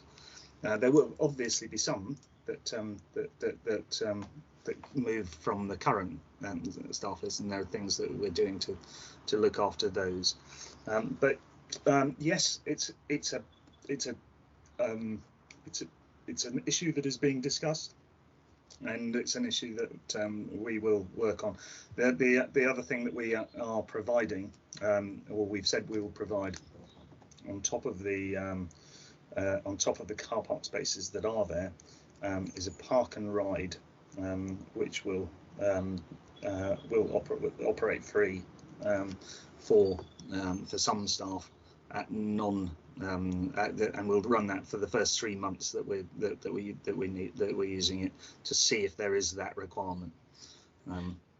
Thank you for that. I mean, I don't want to probably go into the detail of this at this meeting, but you can be sure, Colin, the non-exec directors are aware of this issue, both via the Workforce Committee and the Finance and Investment Committee, and that's why we briefed you a few months ago now on this particular matter. But it's something which very much has our attention, and the executives are doing all they can to ensure the staff are communicated with and their views taken into account.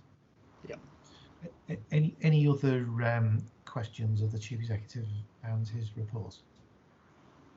So,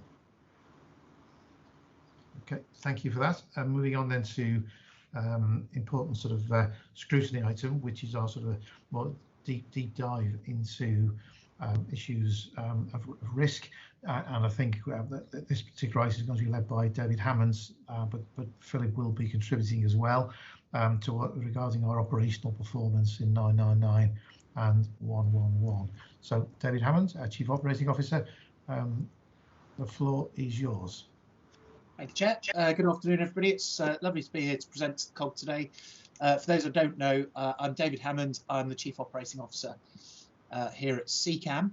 I'm now going to attempt to share a quick presentation with everybody, just to run through some facts and figures, which I think bring the story to life a little bit. So, and I'll take some questions at the end if that's okay.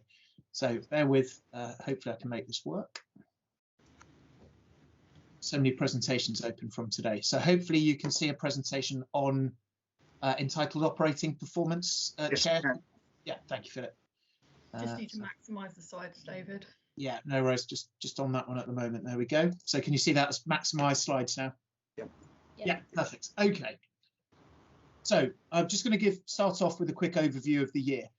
Most of this will be well known to everybody who is involved with the service and actually just the general public as well. So as Philip talked about earlier on, you know, the COVID pandemic, whilst we are learning to live with it, certainly hasn't gone away and has fundamentally changed the way that we are having to deal with our patient response.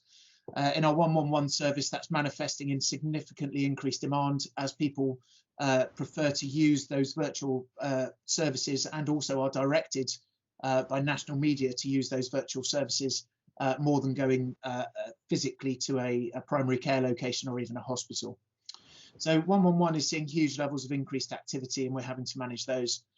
999, it's fair to say, is busy, very, very busy, also seeing huge levels of activity at times. But what we're seeing more, I think, than ever before is a sort of fluctuating volumes, some of which is partly due to the fact that when it's very, very busy, we keep people waiting and therefore they call back, but some of which during the course of the last few months and this year has been the sort of public response to COVID. And I'll come on to that in a minute. Some of the graphs will show that in a bit more detail. It's not only CCAM that are experiencing these problems. Our colleagues nationally at the 10 other ambulance trusts are in a very similar position to us, both in terms of the ability to answer calls and the ability to provide a physical response to patients when we get there. And we're seeing in both 999 and 111 an increased reliance on national contingency, where other services help each other out, particularly in the control centres when they're overwhelmed with demand. And certainly earlier in the year, we were supportive of our colleagues in London and across the country, and occasionally had to ask for their support as well. But we probably asked less than we were providing, which shows we were in a perhaps slightly better shape. Obviously, we provide the front end and the provider of the last resort in terms of 999 services. This increase in acuity, demands, etc., has also been seen against our other colleagues in the NHS, such as emergency departments and so forth. So that obviously has a knock-on impact to us, where there are further delays around handovers and waiting times, etc. And finally, on this slide, the acuity of the patients has increased over the last 12 months or so. Certainly, when we released lockdown, a lot of people who'd chosen not to or had chosen to live with their ailments rather than go to see a GP, or rather than being able to get perhaps an appointment with the GP or a physical appointment with the GP, as they started to come back into the or out of lockdown is the right way to say that, we saw a higher acuity for those first couple of months after lockdown, where people were far more seriously ill than we would normally expect, because they would have had treatment beforehand.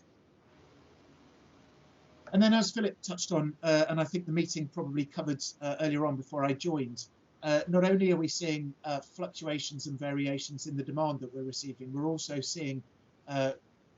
having complexity and difficulty in the way that we supply to that demand.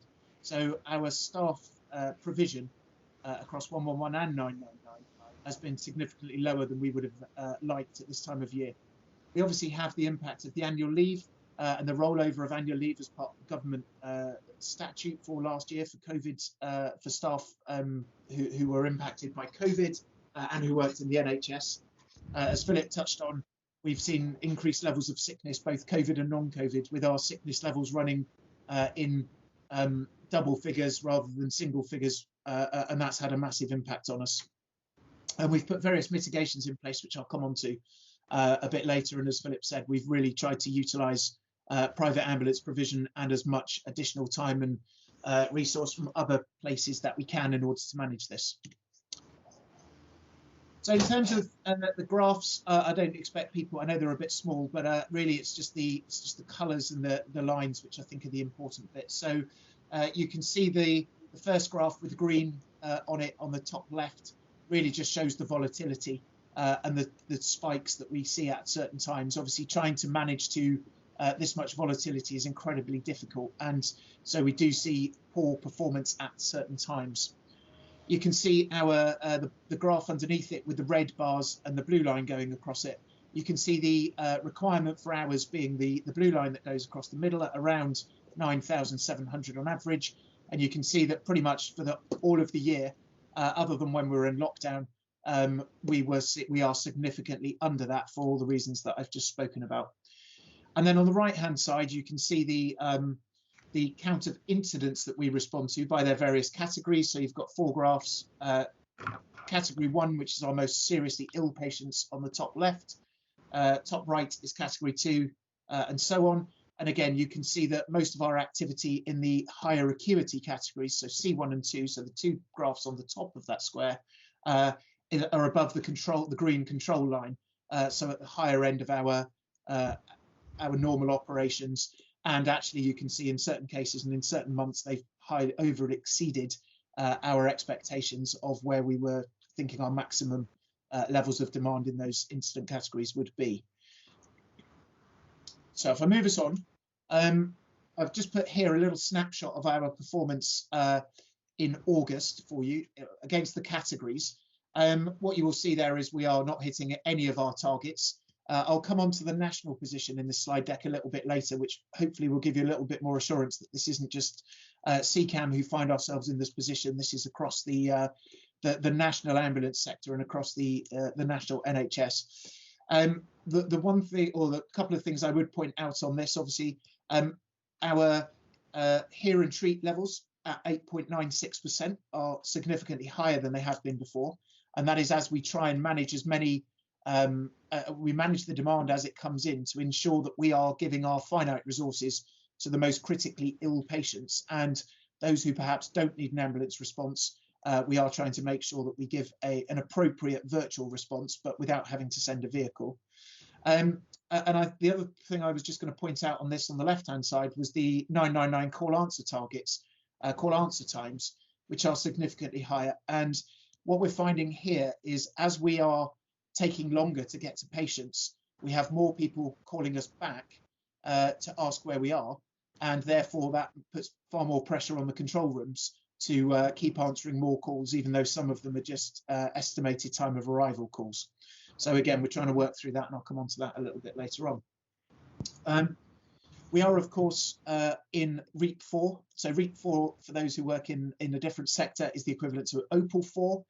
For those who work in neither, it is the highest level of escalation that we can go into. REAP 4 is probably one step away from a major incident declaration, and we find ourselves along with 8 of the 10 ambulance trusts in REAP 4, and we have been here for around 3 months now. So that just goes to show the pressure that's on us and the rest of the system. We've also declared a business continuity incident on the basis of the significant problem we have in putting enough staff hours out because of the high sickness levels in relation to COVID. We will remain in that until that situation changes. In terms of 111, I think what we have here, and I'll come on to this again in more detail to give you more of an indication on a different slide, but what you can see here is that our actual activity is significantly up, and as a result of that, our performance is not where we would want it to be for the service that we're trying to run. But I will come on to that one in a bit more detail. So obviously what I've talked about so far is our performance in terms of CCAM's, that's within CCAM's gift. This graph that you're seeing, or this deck that you're seeing on the screen now, just gives you an indication of some of the handover delays that we're seeing as the rest of the system is under pressure. I would probably draw your attention more than any just to the bottom right-hand side with the graphs, and you can see that in our patch we have 2 hospitals in particular where our handover delays are significant. So the first one is Brighton, who are struggling not only with their staffing, but also with a big build programme that's going on in the hospital.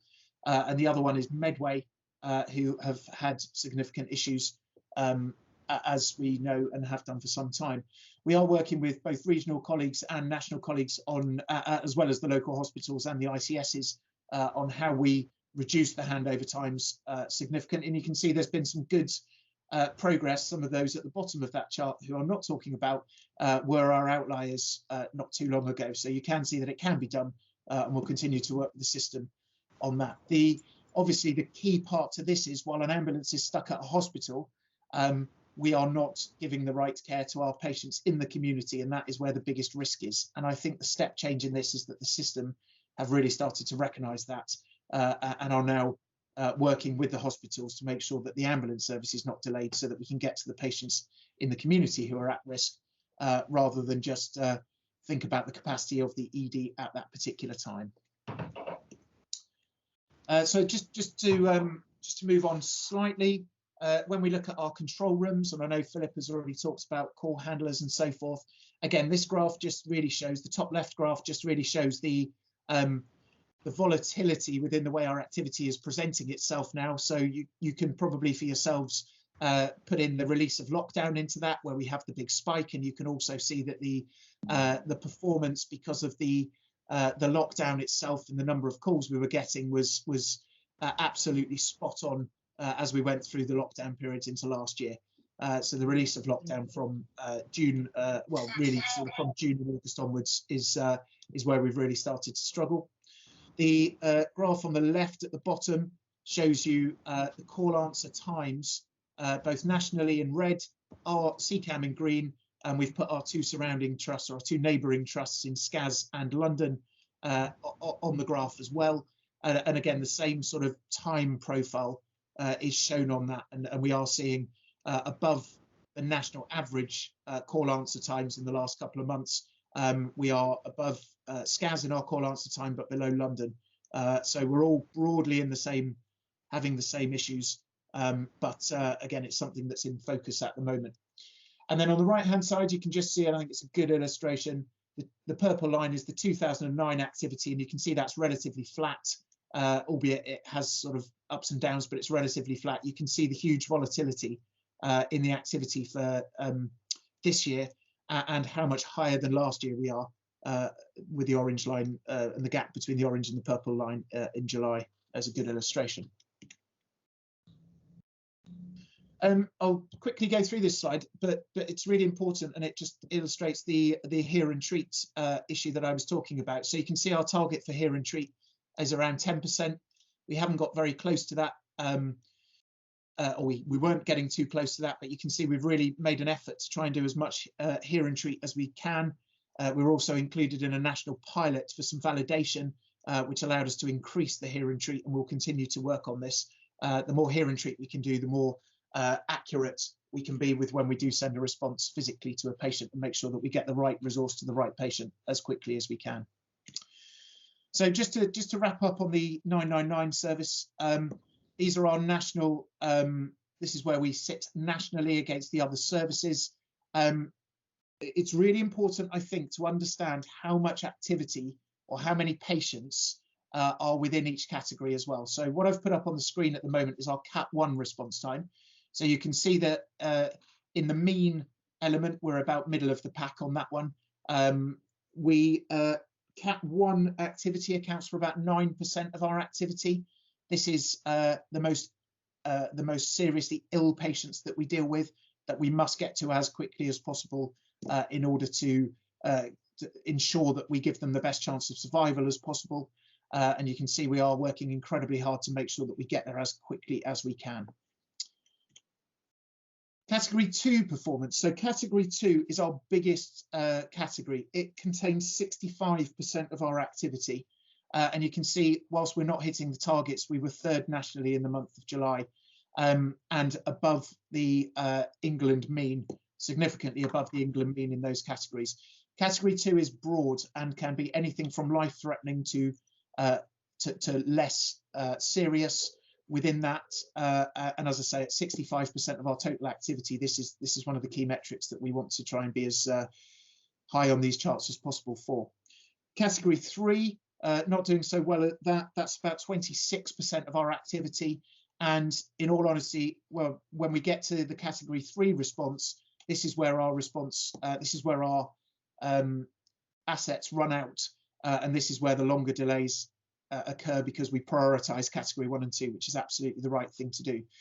By trying to promote hear and treat and as much virtual response as we can, it gives us the opportunity to make sure that we can care for the patient as best we can in the right way, and also put the resources, as I've said already, into the most seriously ill. And this is where the increased levels of hear and treat should really increase our performance and patient care in those areas. And hear and treat doesn't mean just necessarily putting the phone down and saying, thanks very much, we're finished with you now. It should also direct them to other parts of the health service where their needs can be better met rather than by dialing 999 for an emergency response. So I'll take a quick breath there, because I just want to move us on very quickly to one slide on 111. So as everybody knows, we've taken on a 111 clinical advice service. The service has been started in October last year, so we stood it up and mobilised it in the middle of a pandemic. We then, at December last year, something called Think 111 First was introduced by the centre, which asked 111 services to manage the walk-ins to the front of acute hospitals. Whilst the concept was excellent, the demand that it placed on 111 services was huge, and I think it's fair to say, without being making a political statement, the funding flows that allow services to ramp up to meet this level of demand haven't been as fast as the intent of the concept of putting Think 111 First in place. So what you can see on this graph is the calls offered on the yellow bars going up, and you can see that they are consistently increasing. You can see the service level as those calls increases coming down. You can also see the same sort of you can also see the same sort of volatility in the activity and the response to that activity.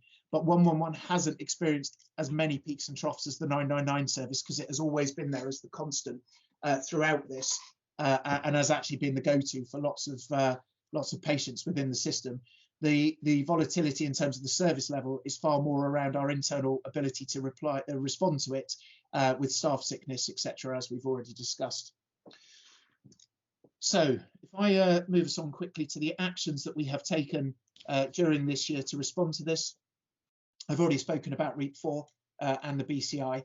We have a performance improvement plan which has been in place for some months for both 999 and 111, where we deep dive into the key metrics on a weekly basis to understand what the impacts and what we are seeing, and to make sure that we are pushing the patient care as hard as we can, whilst maintaining the welfare of our staff, who are working incredibly hard to make sure that they are providing the best patient care in really, really difficult circumstances. We don't lose the fact that we need to make sure that we look after our staff at the same time. The performance of the organisation from an operational perspective is reviewed weekly at the exec and senior management group meeting. We have an hour's set scrutiny session 1 day in the week. We also cover it at our morning exec huddles, etc.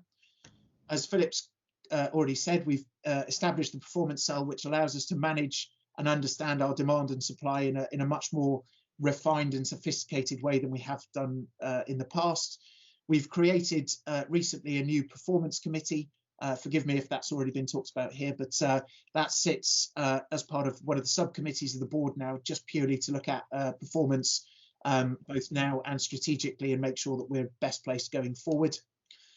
We've put plans in place to reduce the sickness and support staff welfare so that we can bring staff back to work in the right way, so that we can get those hours up, which is our key response to all of this. We're utilising the 4.3 million central funding, which Philip spoke to, so I won't do too much on that. And we're also looking not only at the here and now and the response to the pandemic, but what the longer term structural changes that we need to put in place are in order to learn the lessons from the COVID response. And there's been some really positive things that have happened in response to COVID across the whole of the NHS, which I would describe as being in the too hard pile before, but we've actually managed to stand up within the space of weeks rather than years as it would have been before. And we're also very conscious of the changes to the ICS system and the structures within which we work in the health economy, and to make sure we're as aligned with those as we can while still delivering the day-to-day performance. And then the very last slide, I just thought it was worth, just also, so some of that is really hard to hear and some of that is really challenging for us. But whilst all of that has been going on, we've also done some really, really good stuff. We've really pushed and tried to support the staff and to make the staff feel that they are appreciated and that we understand the position that we're all in trying to deal with this response, not only CCAM but across the NHS. We have used some of the fantastic generosity of the public to, in here we've put things like chilly water bottles and so forth, but we've offered all staff the opportunity to we've asked all staff how they'd like to spend some of that excellent charity money that we've received. So we have all kinds of things in different places now where the staff can have a bit of a relax where they are on duty or when they've come off duty, anything from table tennis tables to gardens and all those kind of things. We've created some quiet spaces and wellbeing rooms. We continue with our communications as best we can with operational briefing calls twice a week at 4 o'clock for the whole organisation to join. We do webinars monthly, etc. Philip's talked about the vaccine programme and so on. We've continued in the background to make sure that we are improving our estates and our infrastructure in terms of IT, vehicles and estates. So that's Brighton's Open, Medway and Banstead we've talked about. We're just rolling out 3,600 brand new iPads to all of the staff. These are, I won't talk too technically about it, but they're basically state-of-the-art iPads with any mobile network SIMs in them to make sure that we don't lose any capacity, any signal as we're out and about. But also these are free to use for staff when they're not on duty. And I think hopefully well received by the staff because they're about as modern and state-of-the-art as you can get. So hopefully that gives you a run through of where we are. I'm going to try and unshare my screen, and then I think if it's okay with you, Chair, take any questions. Absolutely, thank you, David. That's a very clear exposition of our risks and some of the solutions we're taking, both operationally and strategic. Now, we're up against the sort of hard close today in terms of time because of the annual members meeting and needing to prepare for that. So I'm going to let the meeting run on by 15 minutes to close the council, the formal council. So we'll conclude at 1:15 for the main council. So I'll take 15 minutes of questions now for David's item because it is important, but we've also got to say we are constrained and we have given a lot of time earlier on in the meeting for appropriate matters. So if I take the first, I did see one hand raised, if I may. I think it was Chris Burton. I think you were first out the blocks.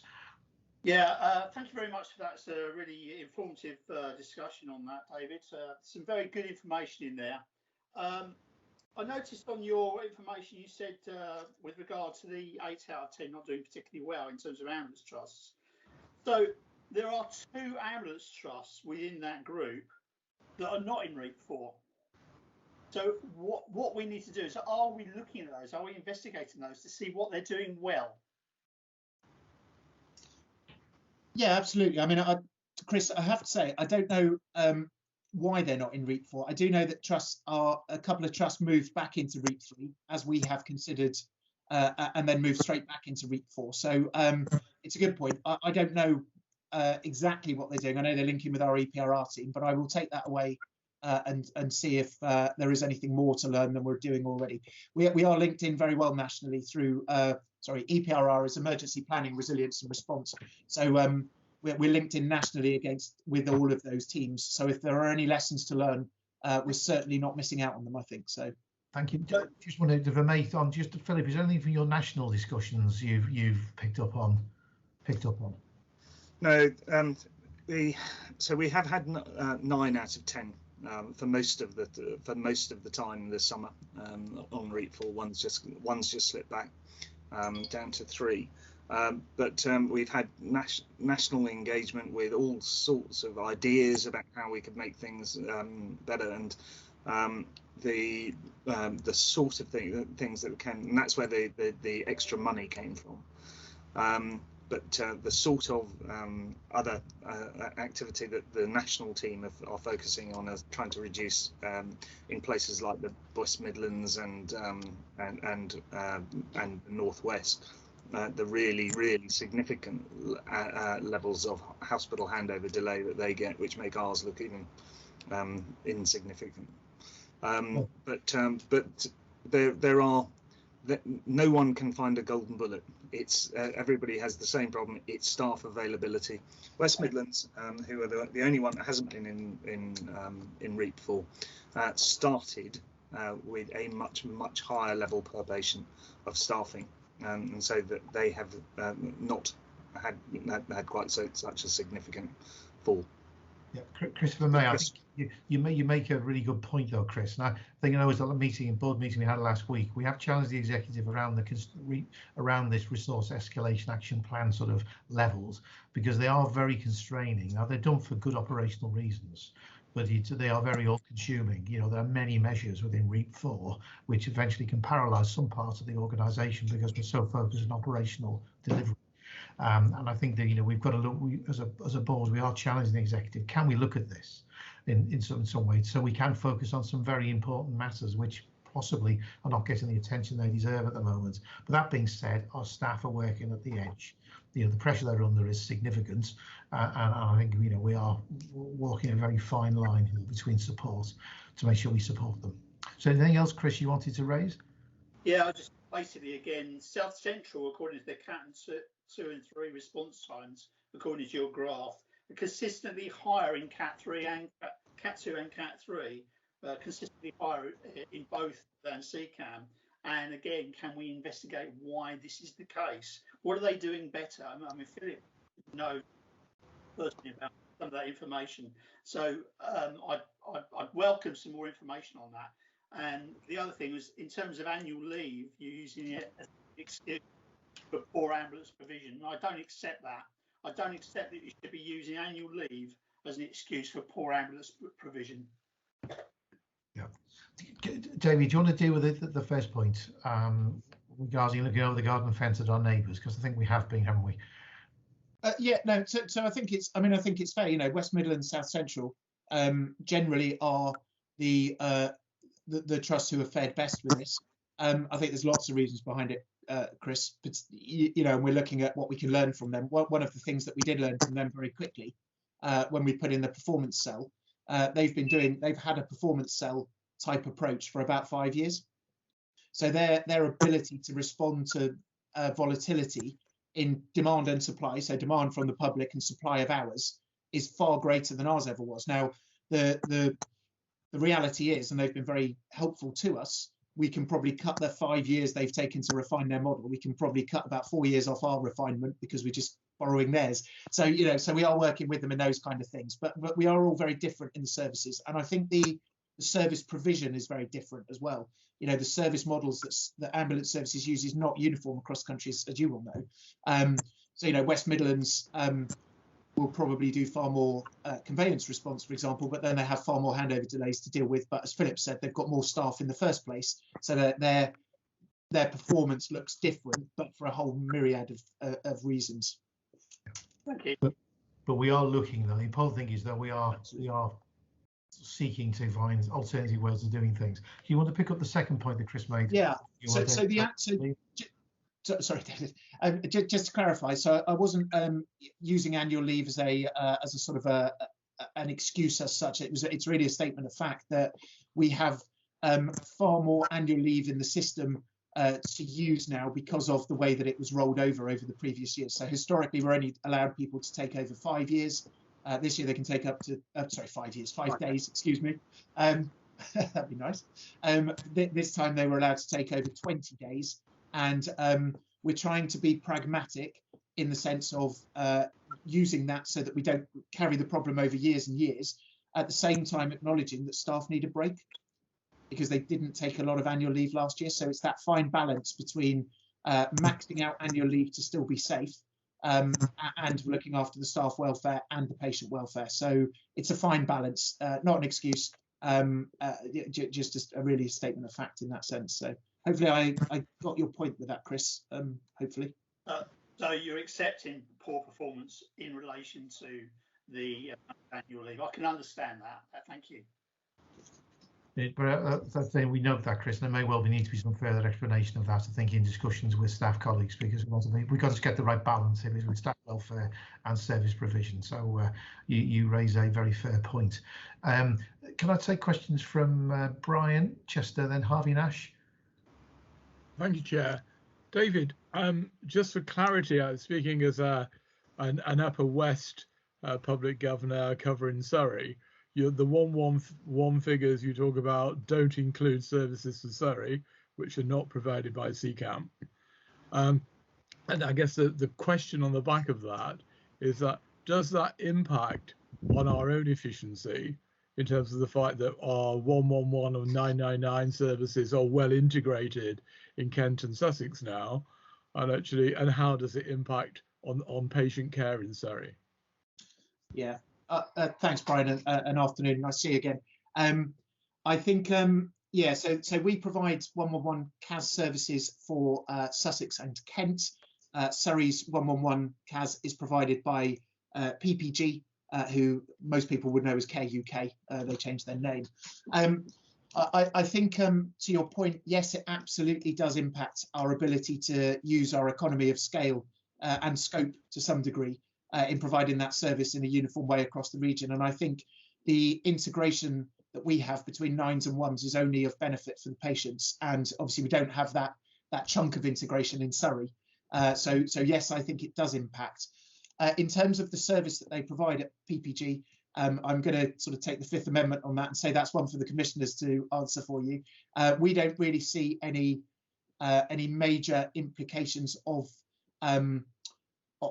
it particularly that I could point at, but we do have a very good line of communication with the commissioners in Surrey, so we can escalate should we see any problems with service. And I say that obviously there's day-to-day problems, but we escalate through that route. There's nothing that I can sort of point at a strategic level and say because of that this happens at this stage. Thank you, David. Thank you, Harvey. Yes, all right, speaker is on. Good.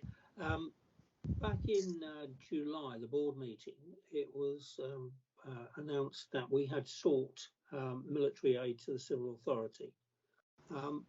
20th of August, I saw on the BBC that the military aid was being provided to 4 ambulance services. That didn't include CCAM. 2 of them are in the south, SCAS and Southwest. When I inquired, I understand that we had been offered military assistance, but only during August, when our primary problems are likely to be in September. Now, is that the case? And if it is the case, what is being done about something which I regard as frankly appalling, that at a time when the ambulance service really needs additional resource, the only immediately available resource is through the military. They have people, we've used them before. Yes, there's a period of training. It's certainly not worth us just having them for a tiny bit of August, but why were they not provided, and what is being done to question that decision, publicise that decision, and make sure that we're not losing out? Can I ask the Chief Executive to comment on that, Philip? Yeah, thanks, Harvey. You're right. The decision was we agreed with the military that they would give us at least 6 weeks of cover, and that the first bit of that would be training. And the reason that you do that 6 weeks was the smallest number was that was when you started to get a return on the training. But when the decision went into the political arena, it came back with all aid had to stop by the end of August. which made it uneconomic in terms of manpower, operational benefit, and money. So it wasn't a money thing. It was we would have had to take too many people off the road to train the military to make it worthwhile having them for the second cohort. We would only had for 5 days. So that was why the decision has been made. We have made representations, but we don't have the capability of changing ministers' decisions at this level.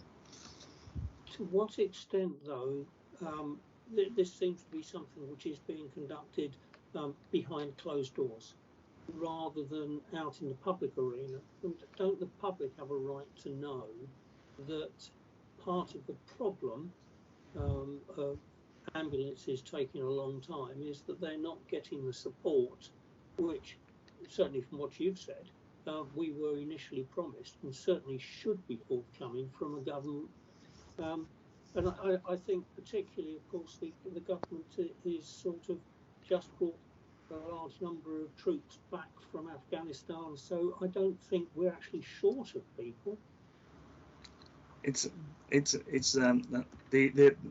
the process for asking for military help is minister to minister, and there's all sorts of things that they think about that don't concern us. When we were purely looking at the operational level of command, and it could be provided by them, but there was obviously something that we'll never know about, and it's not our place to start criticising another Department of State. So I'm not sure that we can do much about that. Yeah, we certainly note your comments, Harvey, and we did press the executive to ask for help, in which they duly did. It's just the time constraints on these things is unfortunate, but there are some things that we're not privy to, we certainly put all the pressure we could within the NHS to acquire additional resources, and they were forthcoming for a variety of operational reasons. So we can take these matters. We will take the matters up behind the scenes, because I suspect we may need to ask for military assistance again, particularly if the pandemic continues to escalate. And I think we're going to have a challenging time in September as schools return and universities reopen.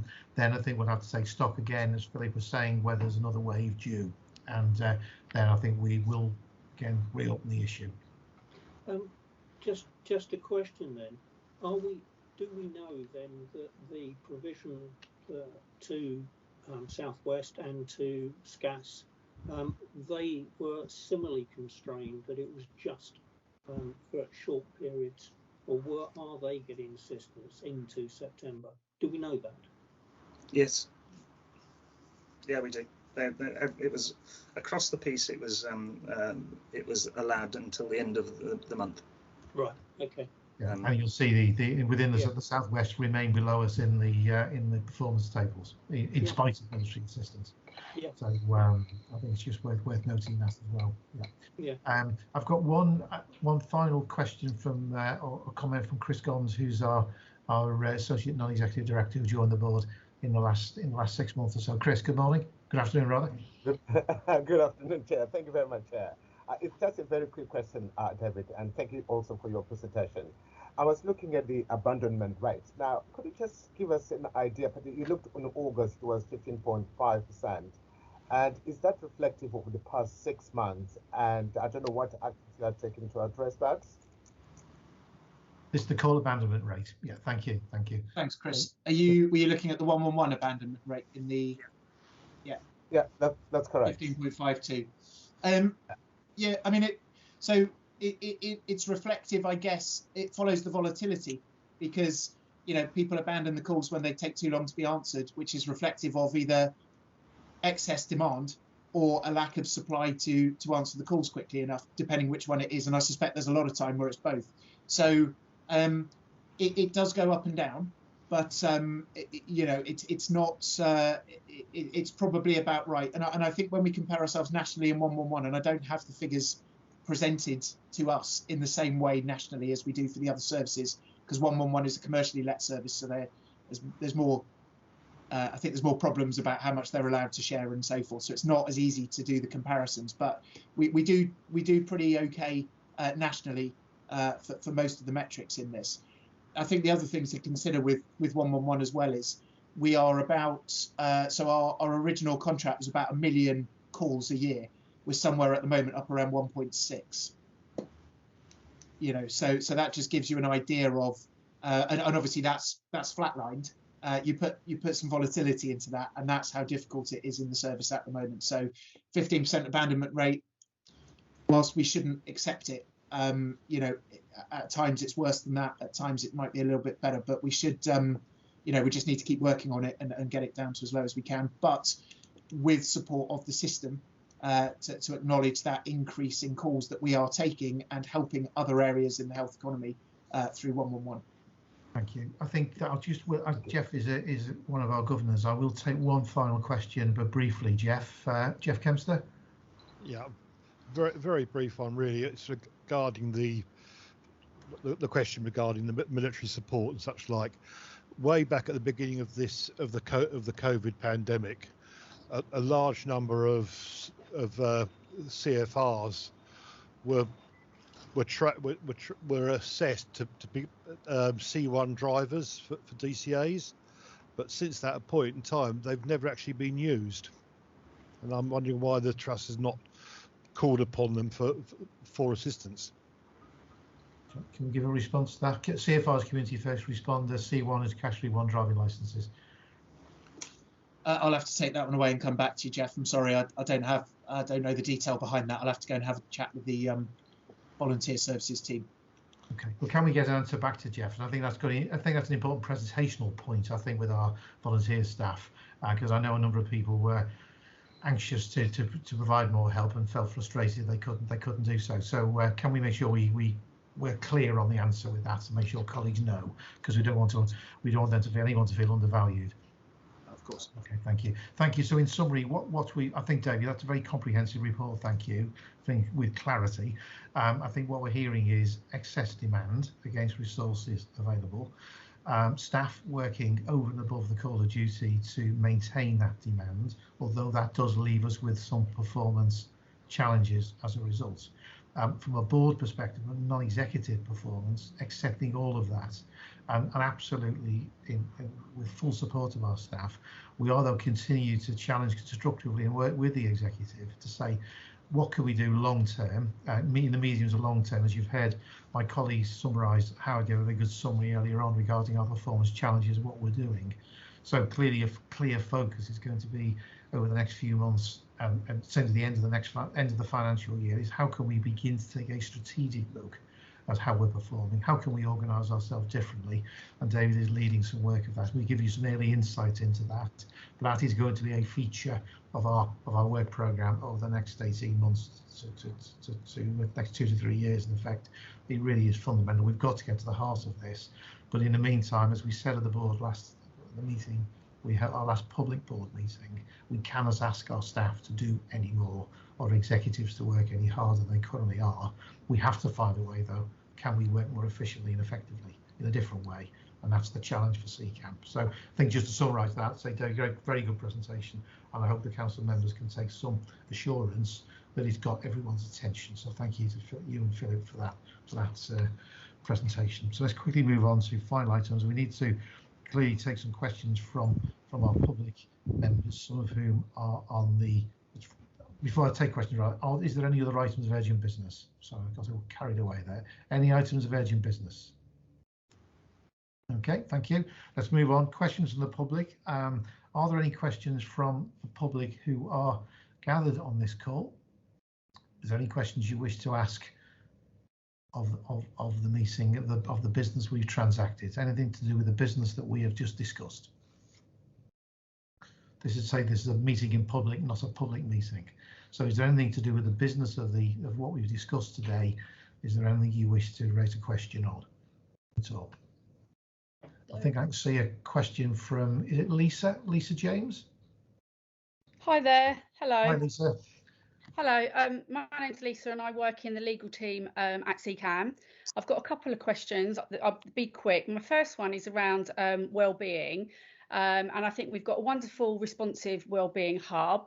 However, I just would like to know how going forward we're going to be continued to be supported, all the staff that are actually working from home, because it's all very well empowering managers to spot problems with their staff, but we haven't, myself and a lot of my colleagues haven't seen each other for 18 months. So how is that going to be implemented moving forward to support us? You know, because in the long term, it doesn't look like we're going to be coming back anytime soon to a large group of colleagues. Yeah, Lisa, that's a really good question, and I think it's important that there's sort of, David, you've been leading on some of our work in terms of our recovery plan. Would you like to make initial comments, or Philip, regarding sort of timetable and some of the issues we're doing about this matter? Are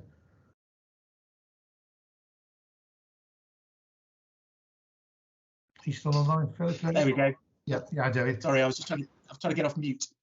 Yeah, so thank you, Lisa. So there's huge amounts of work going on behind the scenes to try and work this through going forward. Ali Mohammed, as the Director of HR, is actually running the Ways of Working work stream, which tries to bring everybody back in the most appropriate and safe way, taking into account all of the feedback from staff that we've had around how they would like to work going forward. So we sent a questionnaire out not too long ago to over 500 corporate staff, canvassing views and so forth. So I think we are moving it forward. It's not as quick as we'd like it to be, if I'm really honest, through all the other operational pressures, but also because we're waiting for some national guidance to come back, particularly on the infection prevention and control elements of what is in the art of the possible for us. So it's a bit of a watch this space answer, I'm afraid, Lisa, but please be assured that we are working on it as quickly as we can, and the group that Ali leads has got the reins on this one. But can I ask, though, that just to take Lisa's point, that we increase the visibility on this, because obviously we will be making some kind of hybrid return to work, I hope, in the near future.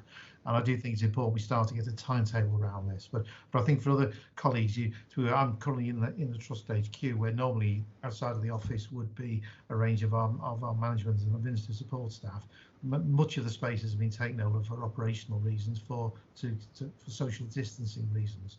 So we're all in this situation for a good reason, but we need to get somewhere getting back to normal in the near future. So Lisa, we're on the case. So thank you for your question. Thank you. Thank you. I've got one more question. In regard to serious incidents, I noticed that we are moving more towards cluster SIs, and my role, I deal with the coroner on a day-to-day basis, and we're getting more and more cluster SIs, and I just wonder how it's going to be aligned with the expectations of patients and coroners, because by default clusters are a group, but the coroners and the families are they're individuals to them. So I just wonder how going forward that's going to be aligned so that everybody gets the sort of outcome and the expectations that they want, because it's only getting bigger. You know, the clusters are getting bigger, the coroners' requests are huge, so it's only getting bigger. Lisa, can I ask that Tom Quinn takes that away as Chair Quality and Patient Safety? I think it's clear it's a matter we need to make sure we're giving attention to, so we'll follow that up and make sure you get a written answer. That's okay. Lovely, thank you. Thanks for your questions, Lisa. Much appreciated. You. I've got questions from Suzanne. Suzanne Strong. Thank you very much, everybody. I'm not sure if I missed it, but I failed to find any evidence that people were leaving CCAM in droves. And I have to say, I'm just overwhelmed by the dedication of you all in every capacity. You have been at the sharp end for so long, and I think you're absolutely brilliant. Any other organisation, I think, would have had a very high number of people leaving. And I have to say, it's not, I just want to say a huge thank you to all of you, but also to the families of you all, because the families also get impacted by all the stress, and they must feel, my goodness, how can, we support, our loved ones at the front line, and you've been at the front line for so long. So huge thanks to you all and your families. I think you are amazing. So thank you. That's very kind of you, Suzanne. It's very moving to hear your tribute. Because we always focus on what we can do better, but sometimes we don't celebrate enough what we are doing just in order to maintain our service. So we do appreciate it. So thank you for that comment. Robin Whitwell. Yep. Hi there. I've got two very quick questions. Firstly, in regards to the Medway parking situation, is there any assurance that road crew will be given priority for the parking on site? I appreciate work long shifts, they're regularly late off, and I don't have that kind of stability that the office staff can leave relatively on time. So that's point number one. Point number two is I appreciate, of course, the demand has been very high. Lack of sufficient crews. I've been impacted myself. But I know through talking to my former colleagues in CCAM that mental health and well-being is a major issue. Have you considered looking at mental health first aid courses for all your staff? Thank you, Robin. Two important questions. David, are you able to handle the issue about priority to road crew and I presume all those shift workers for 111 and 999 as well? Yeah, no problem. I might be able to help with the other one as well. So, hi, Robin. We are looking at it holistically because the site at Medway will be a make ready centre plus a control room for 999 and a control room for 111. So they all work really long shifts at the moment in the way that we structure it, and obviously the late finishes and the late night shifts will be prioritised to make sure that those people are very much on site parking to keep them as safe as possible and not ask them to go sort of wandering around to go and find their car or whatever.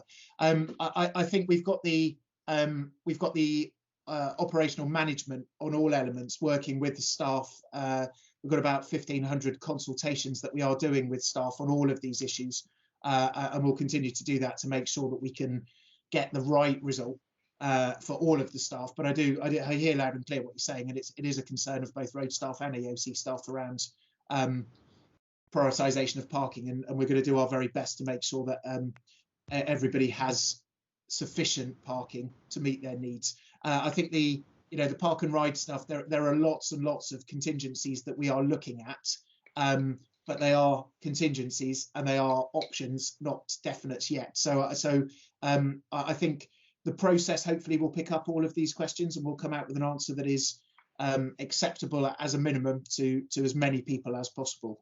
So more to come, I think, is probably the answer, but noted. And we are looking at it. I want you to be assured we are spending a significant amount of time and energy looking at getting the right result.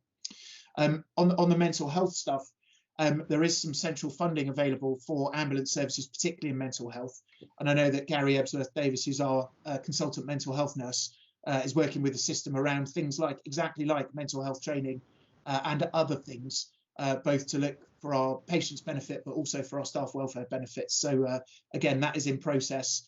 And actually, I only completed a return yesterday to the centre around how far along that process we were as CCAM, and that's consolidated nationally to see if we're an outlier or not. So again, I think it's probably more to come in the future on that one as we work through the through that process. I think the point you make, Robin, around the courses, it's a generic issue for CCAM, as we mentioned earlier in the meeting, to ensure that when we're in these various resource escalation levels, sometimes training development is put to one side, and we've got to find a way of addressing that in order to keep the organisation moving forward, and that's part of the work that David is leading with our future changes to be made. So thank you for those two questions. Thank you. Just so you're aware, mental health first aid or Mental Health England are actually able to provide trainer courses, which my public sector body has taken up. Yeah, and I think that's just to assure you, Gary, that's exactly what Gary Ebsworth-Davis is looking at, is to train the trainer for the staff to then cascade it through. So yeah, thank you. I think the very last question from Diana. Yeah, good afternoon. And I've two very, very quick questions again. The first one is linked to clinical education and training with regards to courses that were already running and people were already partway through that all got postponed due to the pandemic. And I totally accept, obviously, in the department that I work in, that the pandemic has obviously had to put a hold on to a lot of things, but in some respects it's actually having an impact on staff and being able to progress in their jobs, etc., due to those courses that have all still been postponed, and whether we will be able to get those back up and running, or alternative courses if they've now been decided to not run those courses any further. And my second question is more around the EOC and where we're lacking in staff and those sorts of things. Having undertaken lots of welfare call shifts myself, that looking at maybe using the student paramedics, etc., and almost giving them an opportunity to train to be able to work within EOC and those sorts of things, so that they also get that insight. But obviously by dual rolling them, then when they do qualify, they still have something to fall back on. So should someone end up on alternative duties for one reason or another, due to an injury or pregnancy or anything like that, there's a place for them to go, and they've already had that training, and it would just be a bit more of a refresher. But also it would just give the student paramedics an insight into it, the other side of things. And the same with Make Ready, using that as a couple of days working within the Make Ready system would give them an insight into exactly where everything is in the back of the vehicles, but also not only for students. For that, I feel it might be beneficial for all new starters within the service to go and spend a day with Make Ready, for example. So just as a couple of things I just thought about. Thank you, Dan. First of all, thank you for what you're doing, by the way. I really appreciate your contribution, that to your colleagues, and please pass on our thanks for thank you. Two important points that you raised. I think Laurie, as chair of Workforce Committee, do you want to respond on?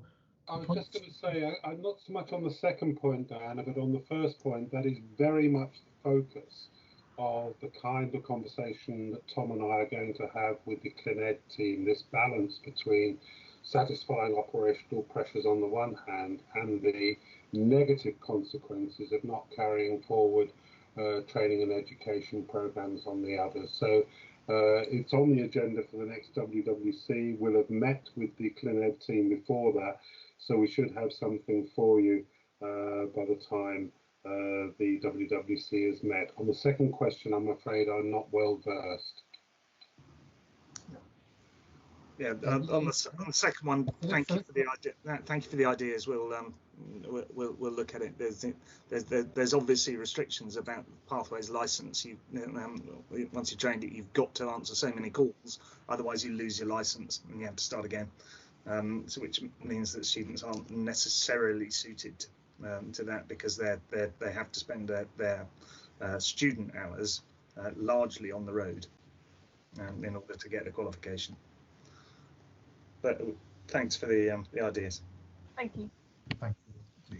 Well, just I think I'll have to conclude the questions there, so we can finish on broadly on schedule.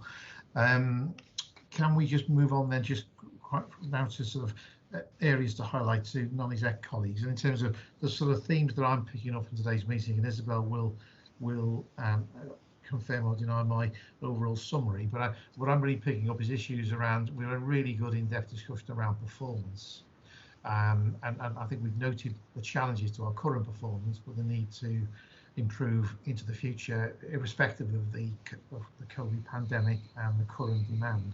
So I think the theme we're picking up for further work and further scrutiny is regarding just the overall performance, the performance that we're getting to serve our patients. A number of things have come through around staff welfare and development, particularly the mental health of our staff, and people wanting assurance that we're doing all we can as an organisation to support our staff and to make sure that they're appropriately prepared for the future.